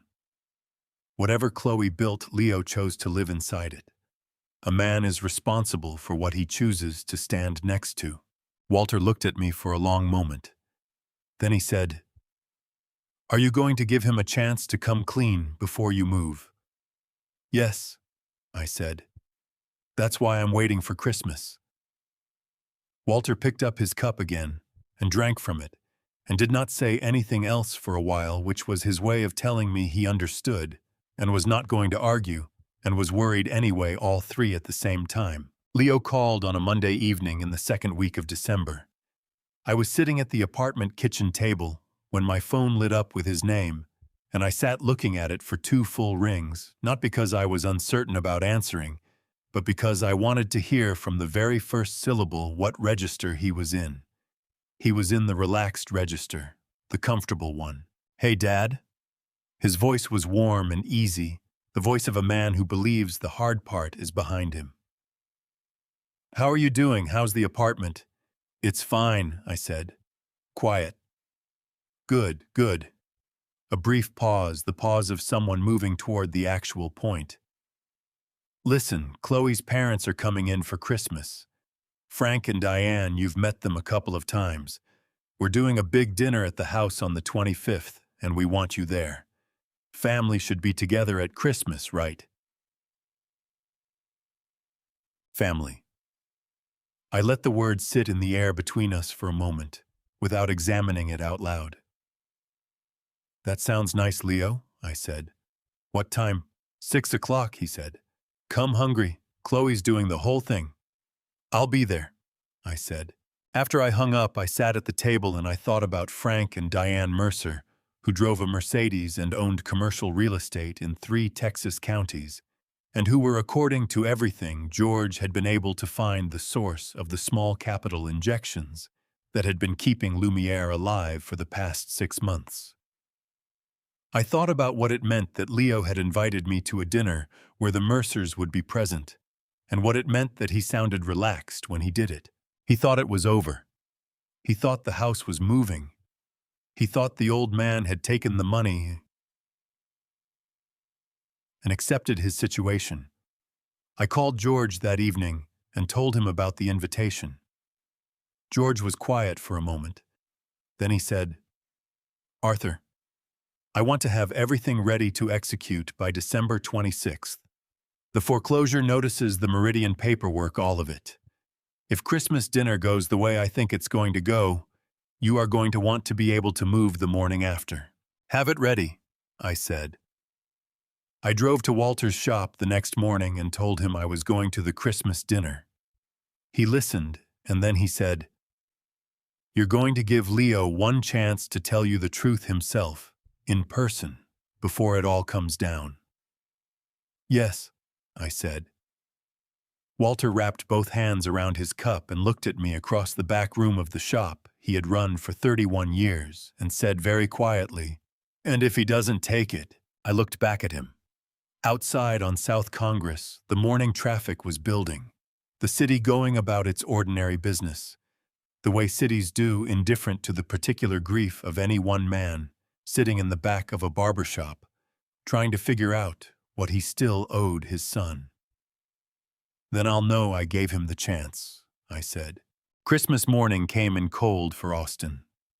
Not the cold of a proper northern winter, no ice on the windshield, no frost on the grass, but the particular thin cold of a Texas December that gets into the uninsulated places and reminds you that even in this city, even in this climate, the year has an end to it, and the end has teeth. I woke at 6:15 without an alarm, the way I had been waking since Margaret died. My body still operating on a schedule that assumed another person in the house who needed things at particular times. I made coffee. I stood at the apartment window and watched the Austin skyline go from black to gray to the pale, washed-out gold of a winter morning, and I thought about Christmases. I thought about the year Leo was 4 years old and had woken us at 5:30 in the morning, so vibrating with excitement that he could not form complete sentences, just fragments of words, and pointing, leading us down the hall to the living room where the tree was lit and the presents were under it, and Margaret had caught my eye over his head with a look that said quietly and completely, "This is what we made." I thought about the Christmas 3 years ago, when Margaret was already sick, when we had known for 6 weeks and had not yet told anyone, and Leo and Chloe had come for dinner, and Margaret had made her cornbread dressing and her pecan pie and had sat at the head of the table and laughed at everything and been so entirely herself that I had spent most of the meal looking at my plate, because I could not look at her without my chest seizing up, in a way I did not want anyone to see. I thought about last Christmas, the first one without her, when I had driven to Leo and Chloe's for dinner, and sat at their table and eaten food I could not taste, and driven home to an empty house and sat in the kitchen until 2 in the morning with the lights off. I put on a clean shirt. Dark blue, the one Margaret had given me for my 66th birthday, and that I had worn to her funeral and to a handful of occasions since that I considered significant enough to require it. I put on my good boots. I looked at myself in the bathroom mirror for a moment. 68 years old, gray at the temples, the lines around my eyes deeper than they used to be, the set of my jaw the same as it had always been, which Margaret had always called my construction face, the face I wore when I was assessing something complicated and had not yet decided what it required. I left the apartment at 4:30 in the afternoon to give myself time. I drove north on Lamar and then west on 5th, and then south through the neighborhoods that lay between downtown and Tarrytown, the streets quiet in the particular way of Christmas afternoon, when everyone is already somewhere and the city briefly stops pretending to be in a hurry. I passed the elementary school where Leo had gone from kindergarten through 5th grade, the low brick building behind its chain-link fence with the painted mural on the east wall that the Parents' Association had commissioned the year Leo was in 2nd grade. I passed the park where Margaret had taken him on Saturday mornings when I was working. I passed the intersection where we had been rear-ended by a teenager in a pickup truck in the summer of 2003 and where all 4 of us, including Leo, who was 14 and therefore professionally unimpressed by everything, had stood on the sidewalk afterward shaking slightly and then started laughing because nobody was hurt, and the whole thing had been so sudden and so absurd. I was not doing this on purpose. Austin is a city I have lived in for 41 years. The streets run through my memory, the way they run through the city, in every direction, connecting everything to everything else so that you cannot drive anywhere without passing through some version of your own life. I pulled over at a gas station on Exposition Boulevard and sat for a moment with the engine running. I was not going to this dinner to cause a scene. I want to be clear about that, because what happened later might make it seem otherwise. I had one purpose at that table, and the purpose was to give my son the chance to look me in the eye and tell me the truth.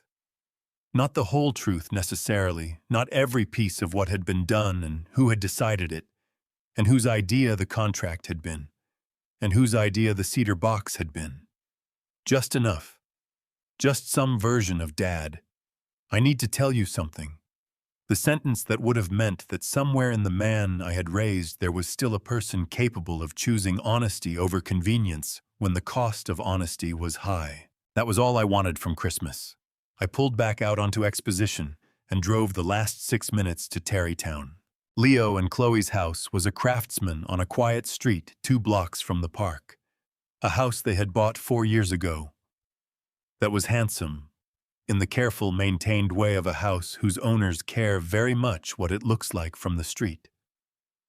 There were lights in the windows and a wreath on the door, and 2 cars in the driveway I did not recognize which would be Frank and Diane Mercer's vehicles. The porch light was on. Through the front window, I could see the movement of people inside the warm orange light of a room full of candles, the particular choreography of a dinner party in its final preparations. I sat in my truck at the curb for a long moment. I thought about the last thing Walter had said to me 2 days ago when I had stopped by the shop on my way back from George's office. He had walked me to my truck in the parking lot behind the shop and put his hand briefly on my arm and said, "Arthur, whatever happens in there, you did the right things in the right order. Don't let them take that from you too." I had not been able to answer that one. I had just nodded and gotten in the truck. I got out now and locked it behind me and walked up the front path toward the porch light and the wreath on the door and the warm window and the sound of voices inside. And I thought about a boy who had been 4 years old once and unable to form sentences from excitement, and about the distance between that morning and this one, and about whether distance of that kind was the sort that could ever truly be crossed in both directions. I knocked on the door. Leo opened it almost immediately, as though he had been nearby, as though he had perhaps been watching from the window and had seen me coming up the walk. His face in the first unguarded half-second before he arranged it told me everything I needed to know. Leo had arranged his face by the time a full second had passed. That was how fast it happened. 1/2 second of unguarded truth, and then the mask came back up smooth and practiced, and he was smiling at me with the smile of a man who is genuinely glad to see someone, and I would not have known the difference if I had not seen what was underneath it first. "Dad?" He stepped back from the door. "Come on in. You look cold." "I'm fine," I said. I did not move from the doorstep. "Leo, before I come in, I'd like a few minutes with you. Just the two of us." Something shifted behind his eyes. Barely perceptible. The smile did not change. "Sure," he said. "Let me just—" "Out here is fine," I said. He looked at me for a moment. Then he stepped out onto the porch and pulled the door almost closed behind him, leaving a 2-inch gap through which the warmth and noise of the dinner party leaked out into the cold evening air. I could hear voices inside. Frank Mercer's particular baritone, unhurried and self-assured, the sound of something being set on a hard surface. Chloe's laugh, practiced and bright. Leo crossed his arms and looked at me with an expression I recognized. It was the expression of a man who has prepared for a conversation and is waiting for it to begin so he can execute the version of it he has already rehearsed. "Is everything okay, Dad?" he said. "You doing all right out at the apartment?" "I want to ask you something," I said, "and I want you to think about it before you answer. I want you to actually think about it." "Of course," Leo said. "The contract Wayne Drucker brought to my house in October," I said. Page 7, paragraph 4, subsection C. The language about the mechanics lien and the financial representation authority. "Did you know that clause was in there when you handed me that pen?" The porch was very quiet. Inside the house, Frank Mercer said something, and someone laughed. Leo uncrossed his arms. He put one hand on the doorframe, and he looked at me, and his jaw was set in a way that I had last seen on his face when he was 17 years old, and had been caught in a lie, and had decided that the best available response was to hold the line. "Dad," he said, and his voice had dropped into a register. I did not recognize something flat and cold that I had not heard from him before. "I don't know what you think you found, but tonight is not the time. Leo, Chloe's parents are inside." The flatness in his voice was hardening into something else now, something with an edge to it. "We have been planning this evening for 2 months. We have people at that table who are important to us, to our future, and I am not going to stand on this porch on Christmas and have this conversation with you." He straightened up. "You want to talk about contracts, call me next week. Tonight you come inside and you sit at the table and you are my father, and that is what tonight is. I'm giving you a chance, Leo," I said. "That is what tonight is." He stared at me, and I watched something happen behind his eyes that I have turned over in my mind many times, since not a decision exactly, more like a door closing. The last door. The one that had been standing open for a long time, letting in cold air, and that he had finally decided to shut. The front door opened behind him. Chloe stepped onto the porch in a cream-colored dress, with her hair up, and a dish towel over one shoulder, and she looked at my face and then at Leo's, and her own face did something rapid and controlled that was not quite any single expression, but moved through several of them in under a second. "Chloe," I said, "I was just asking Leo about the contract." The dish towel stopped moving in her hands. "I don't know what you mean," she said. "I think you do," I said. Page 7, the mechanics lien authorization, the financial representation clause, and the cargo truck that was at my back gate on a Tuesday afternoon in November with my wife's cedar box on a dolly. Chloe's face went through another rapid series of adjustments and then settled into something I had not seen from her before, a particular, deliberate stillness. the stillness of a person who has decided that no expression at all is safer than any specific one. Leo stepped forward. What he said next, I am going to give you exactly as he said it, because I think it matters that you understand there was no ambiguity, no heat of the moment confusion, no words that could be walked back later as something other than what they were. He looked me in the eye, and he said it quietly, so the Mercers inside would not hear, and the quietness made it worse, not better. Look at yourself, Dad. You stepped straight off a construction zone looking like a vagrant, and Frank Mercer is sitting right inside that dining room. I am trying to close the biggest deal of my life tonight, and your presence out here is a liability. Take this cash. He shoved the bills into my coat. Get yourself a hotel, a greasy spoon, whatever. Just clear out before they see you through the window and realize who you are. He pressed the money into my hand. I looked down at it. $300 in 50s, crisp, from an ATM. I looked up at Leo. He was watching me with the particular terrible patience of a man who believes he has already won. I looked at Chloe.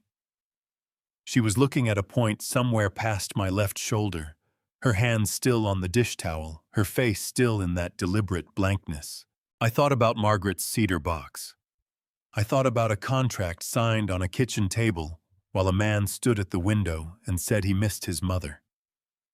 I thought about a ceiling that fell on a schedule. I thought about 4 minutes between a phone call and a text message with an apartment number in it. I did not shout.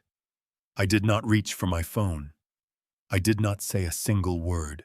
I looked at my son for a long moment, the way you look at something when you are memorizing it, when you understand that the version in front of you is the last one you will see of that particular thing. Then I put the money in my coat pocket. I turned around. I walked down the front path to my truck, at the curb got in, and sat for a moment with both hands on the wheel. The porch light went off behind me. The door closed. I reached for my phone and found George Patton in my contacts and pressed call. He picked up on the first ring. I said 2 words only: begin everything. George Patton does not celebrate Christmas. He has told me this on multiple occasions over the years, not with any particular bitterness, but with the matter-of-fact clarity of a man who has examined the holiday and found it wanting as a use of his time. What he does instead on December 25th is work. He keeps his phone on his laptop open and his reading glasses within reach, and he considers this a perfectly adequate way to spend the day. When I called him at 8:17 that evening from the curb outside Leo's house, he picked up on the first ring. I said, begin everything. He said, I'll have the first documents filed before midnight. That was the entirety of the conversation. I drove back to the apartment on West 5th, through the empty Christmas streets, through the particular quiet of a city that has gone inside and closed its doors for the evening. The lights were on in the houses I passed. The restaurants along Lumière were dark. A man was walking a dog on the sidewalk along 5th, and the dog was pulling towards something in the grass, and the man was letting it unhurried in no particular place to be. I poured a glass of water and sat at the kitchen table and waited. George called at 11:40. The foreclosure initiation documents are filed, he said. As Meridian Asset Group, we have formally notified Lumière Wellness, LLC, of default on both the South Lamar and Domain lease-backed loans.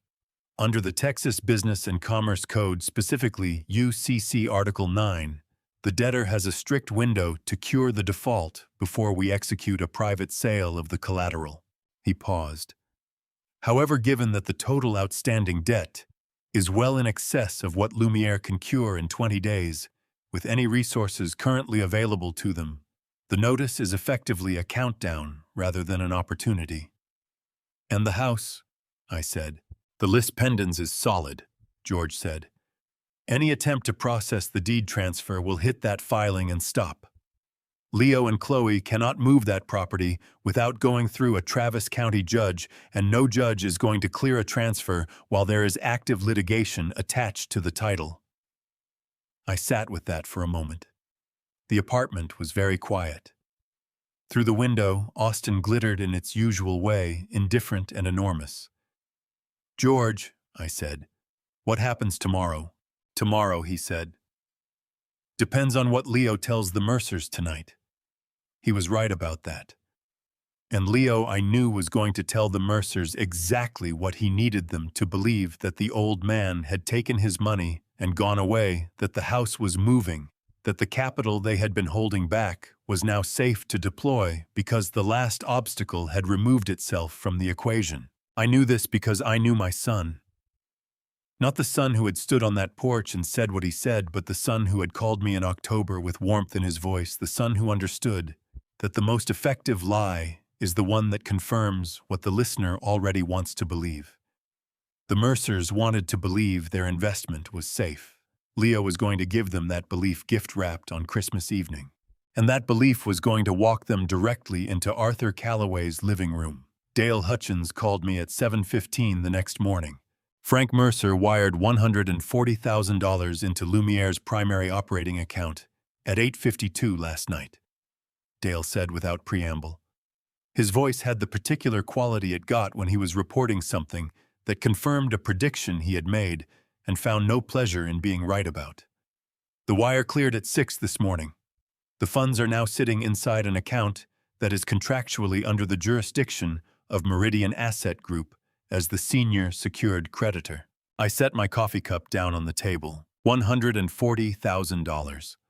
The Mercers had wired $140,000 into an account that I now controlled because Leo had told them the obstacle was gone, and they had believed him because they had looked out their son-in-law's front window on Christmas evening and seen an old man take money from his son's hand and walk away without a word, and they had read that image exactly the way Leo and Chloe had intended them to read it.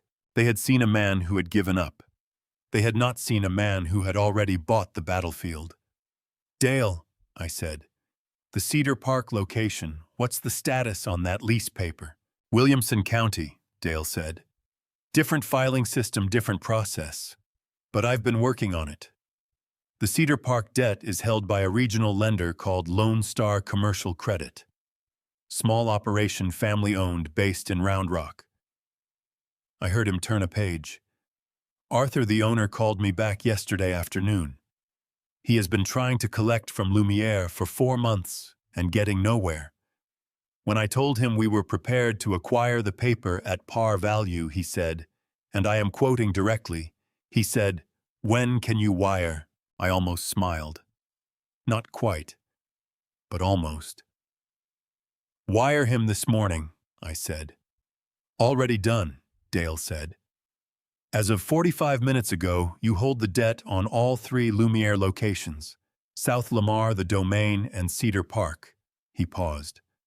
"Arthur, you are now the largest single creditor of Lumière Wellness, LLC, by a significant margin. Frank and Diane Mercer's capital injection last night moved them into second position behind you."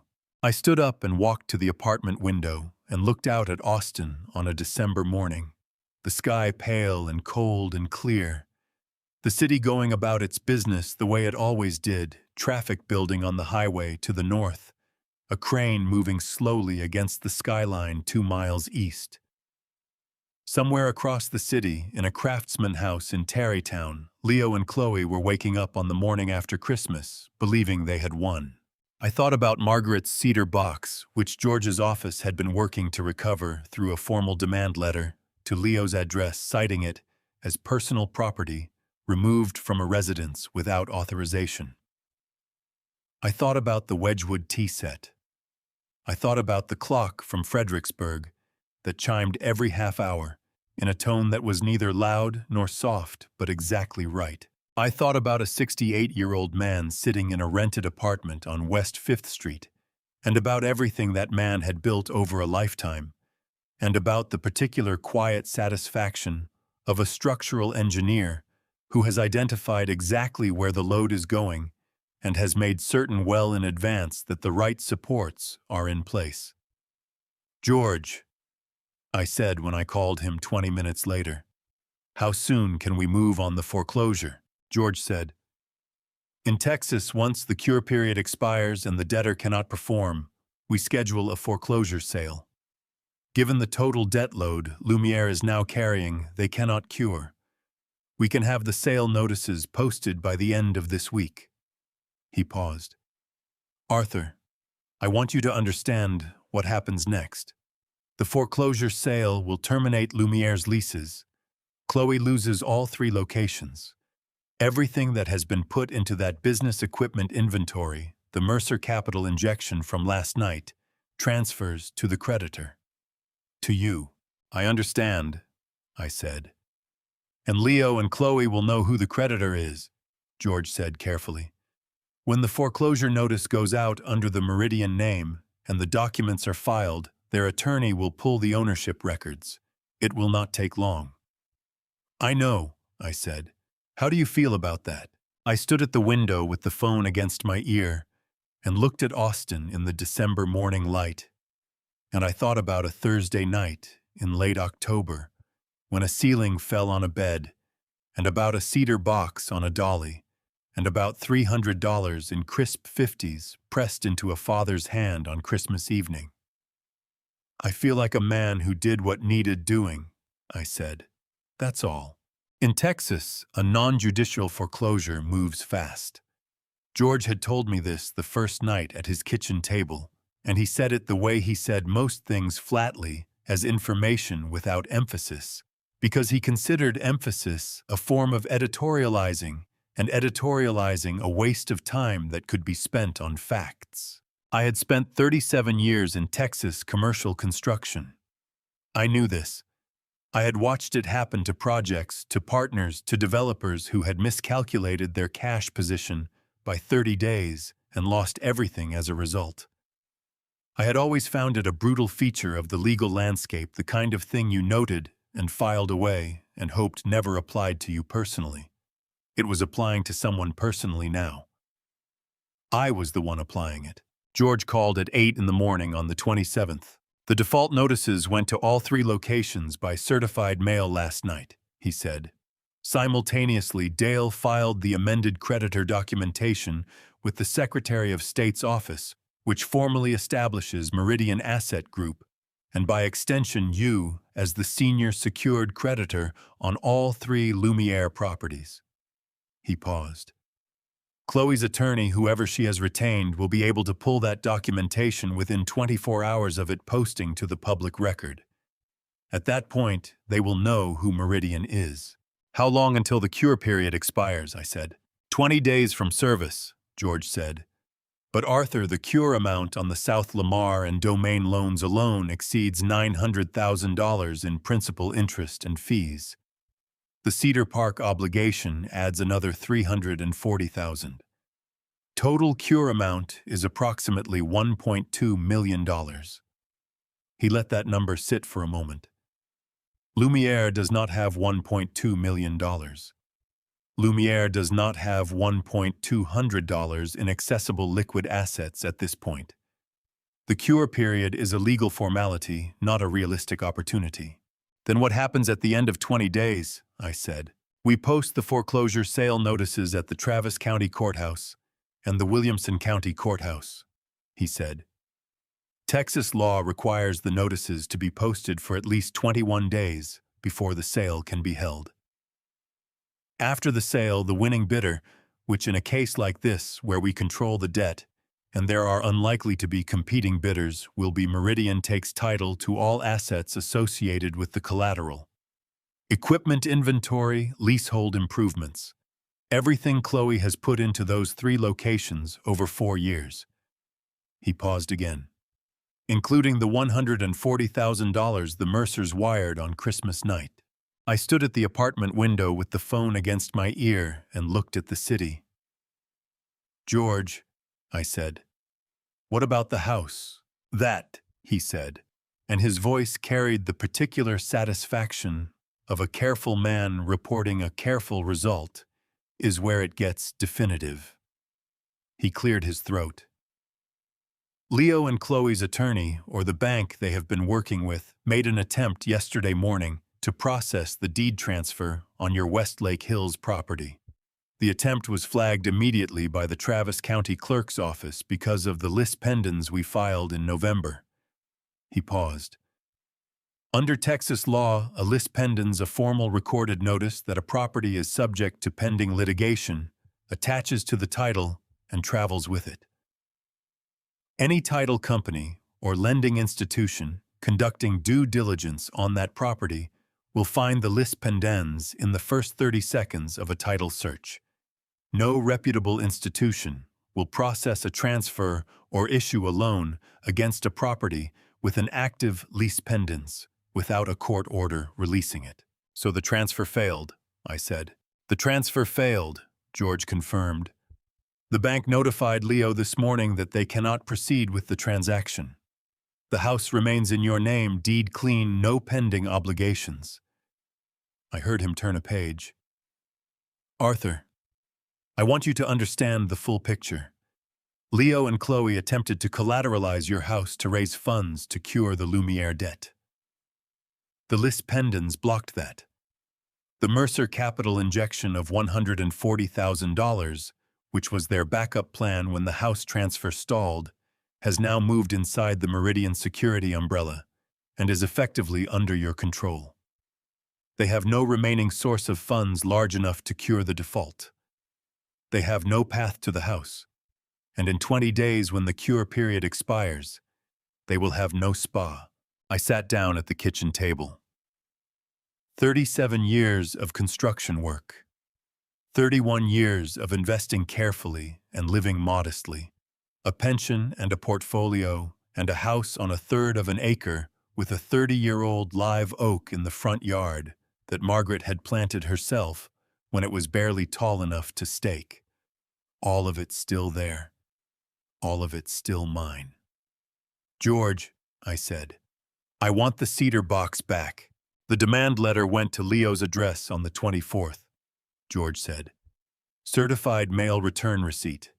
It itemizes the cedar box, the Wedgwood tea set, and the mantel clock as personal property removed from your residence without authorization and demands their return within 72 hours, or we file a civil claim for conversion. That is the legal term for unlawfully taking someone else's personal property with a damages request that would make the tea set the most expensive crockery in Travis County. A brief pause. The return receipt was signed at 9:17 this morning. They have until Friday. I put the phone down on the table and sat for a long moment. The refrigerator hummed. A truck moved on the street outside. Somewhere in the building above me, someone was playing music quietly, something with a piano in it, that drifted down through the ceiling like smoke. I thought about Leo opening that certified letter. I thought about the moment his eyes found the Meridian name in the creditor documentation and traveled the short distance between that name and what it meant, and about what his face did in the half-second before he could arrange it.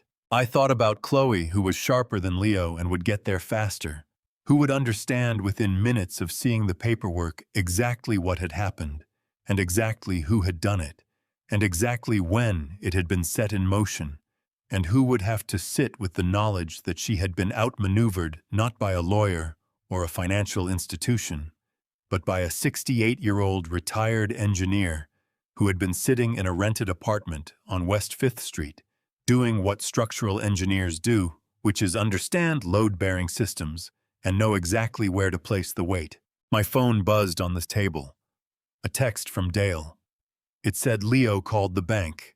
Bank confirmed the transfer is blocked. George says Chloe's attorney pulled the Meridian docs an hour ago. I read it twice. Then I called Walter. He picked up on the second ring and I said, Walter, I want to ask you something. Do you still have that lawnmower your neighbor gave you last spring that you've been meaning to fix? A pause. Then Walter said slowly, Arthur, what did you do? It was not a question. Come for dinner on New Year's Eve, I said.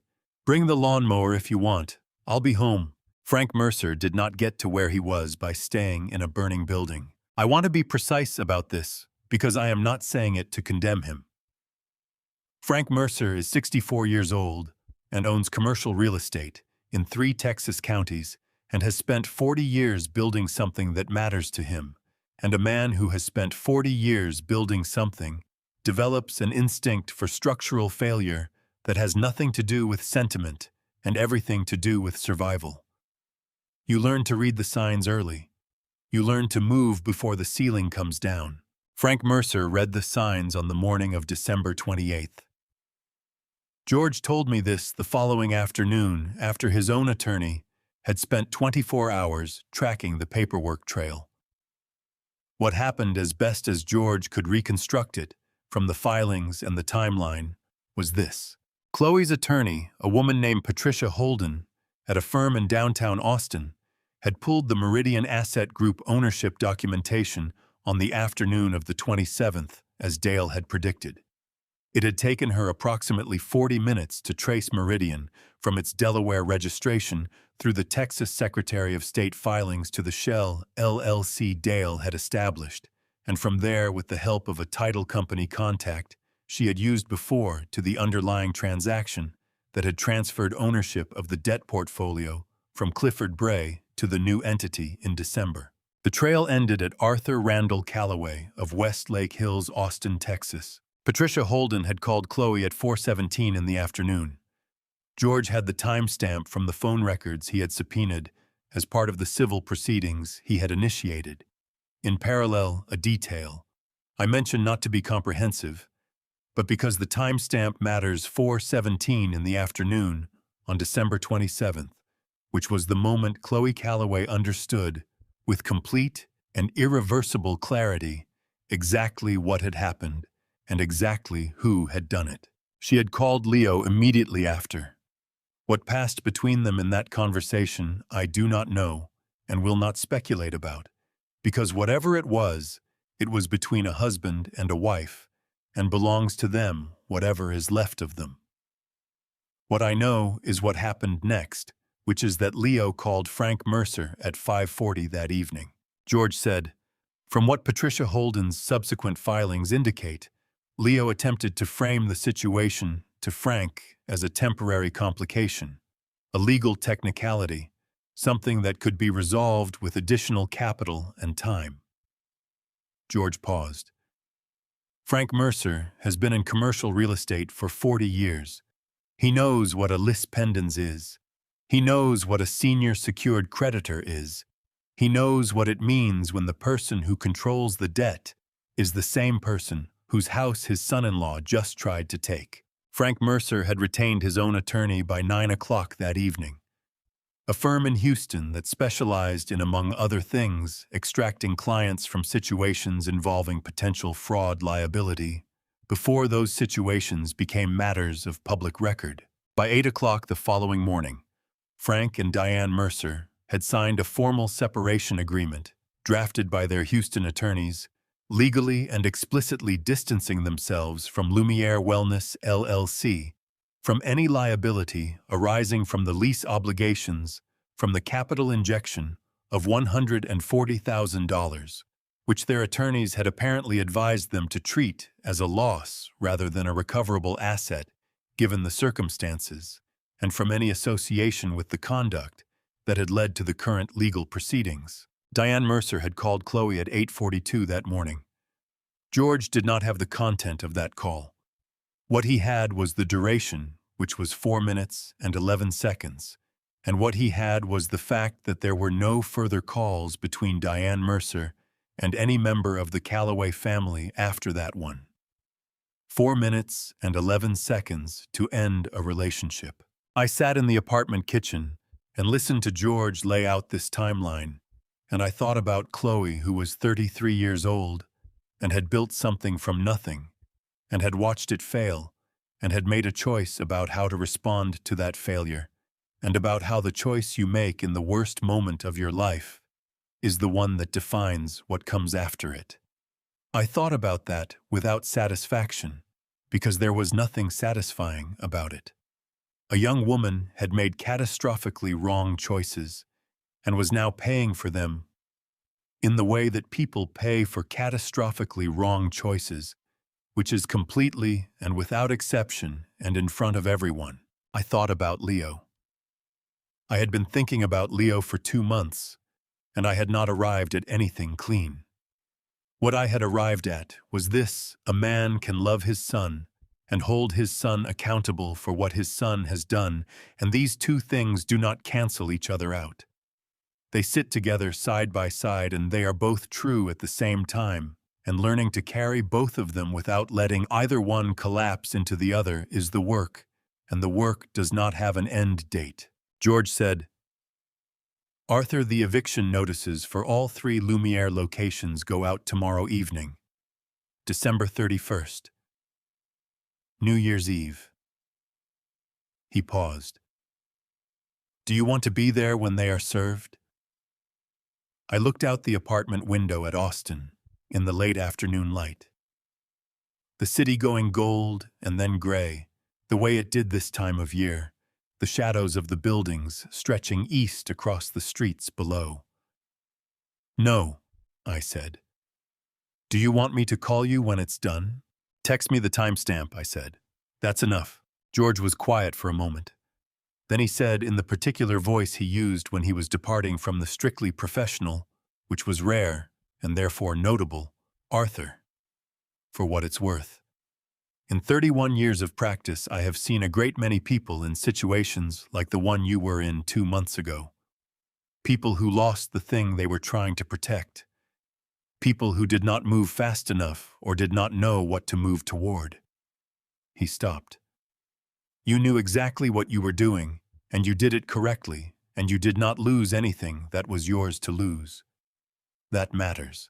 I did not have an answer for that. I thanked him and hung up. I called Walter.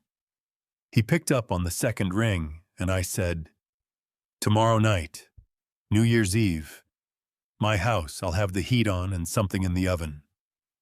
"What time?" Walter said. 7, I said. "I'll bring the lawnmower," he said. "Walter," I said. "I know," he said. "I'll leave it in the truck." I almost laughed. Not quite, but close enough that Walter heard it and made a sound on his end that was close enough to the same thing. And we stayed on the line for a moment without talking, which was fine because some things do not need to be said to be understood, and 30 years of friendship is long enough to know the difference. I put the phone down on the kitchen table and looked around the apartment on West 5th Street that had been my home for 2 months at the galley kitchen, and the window that looked out over the downtown skyline, and the nightstand where Margaret's cedar box had sat every night since I had carried it out of the wreckage of the master bedroom. Tomorrow I was going home, not to a repaired house, not to a restored version of what had been there before. Home. The same walls, the same floors, the same oak tree in the front yard that Margaret had planted when it was barely tall enough to stake the same kitchen window above the sink that looked out at it in the morning. I started packing. The eviction notice was served at 8:17 in the evening on December 31st. I know this because George texted me the timestamp at 8:19, 2 minutes after the process server had handed the documents to Chloe at the door of their Tarrytown house. The text said simply, "Served, all 3 locations and residential address. Timestamp 8:17 p.m. I was not there when it happened. I was somewhere else entirely. I had moved back into the house that morning, not all at once.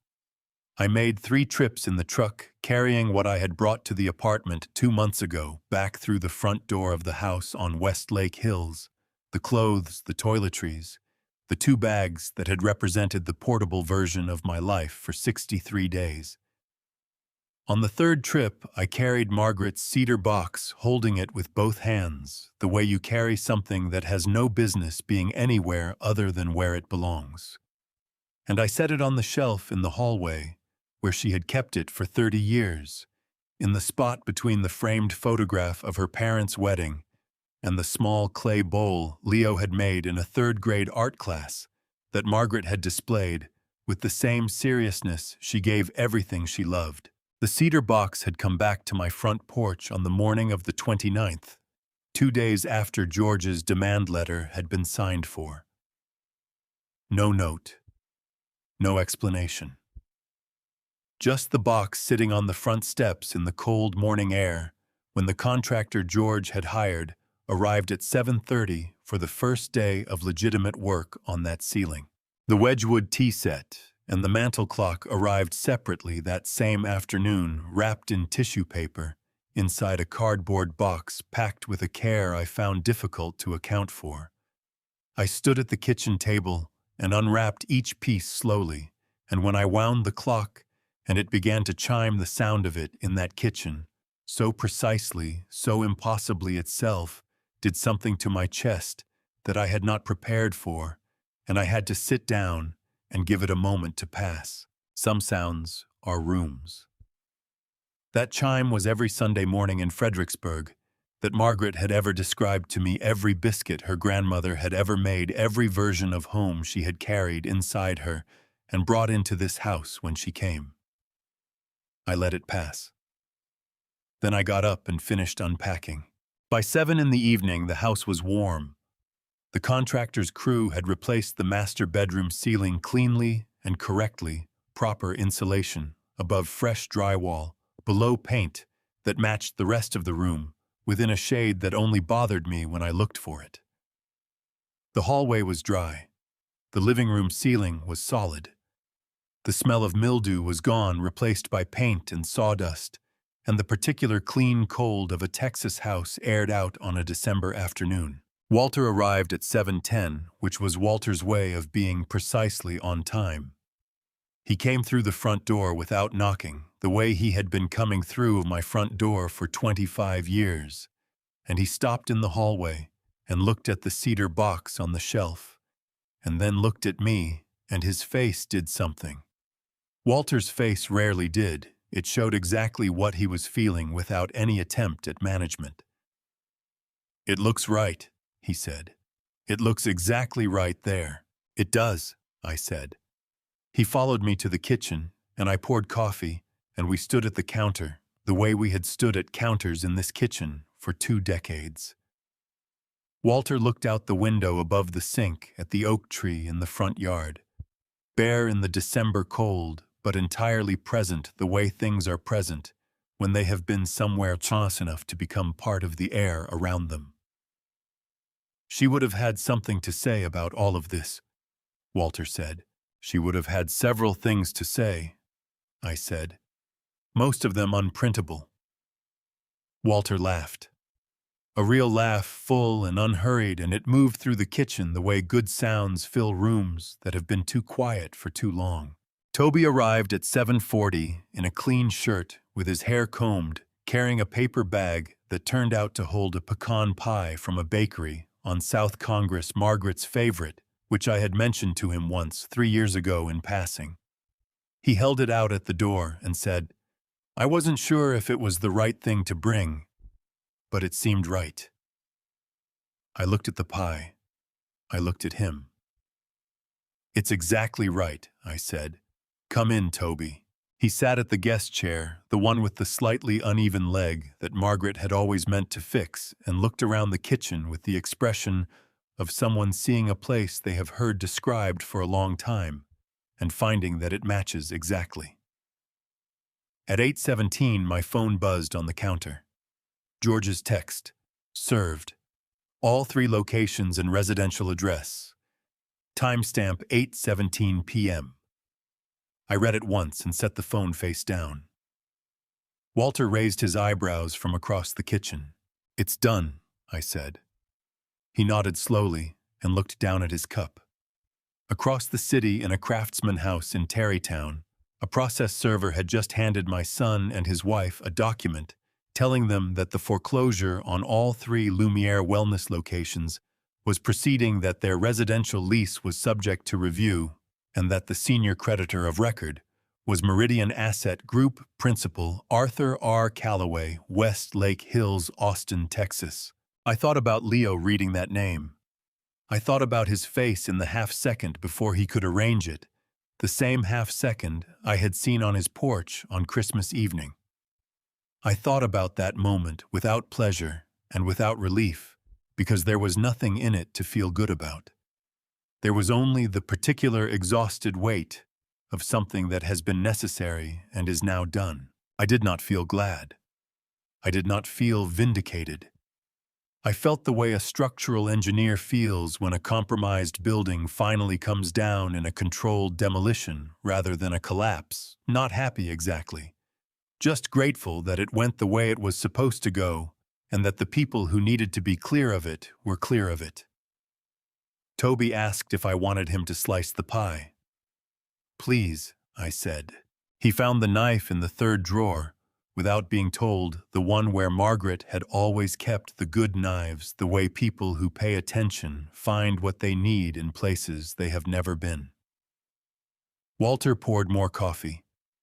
Outside the oak tree stood in the front yard in the cold December dark, bare and patient and enormous, the way it had stood through 30 Texas winters, and would stand through 30 more, its roots deep enough to hold against whatever any season brought. At 8:43, a car drove slowly past the house and stopped at the curb.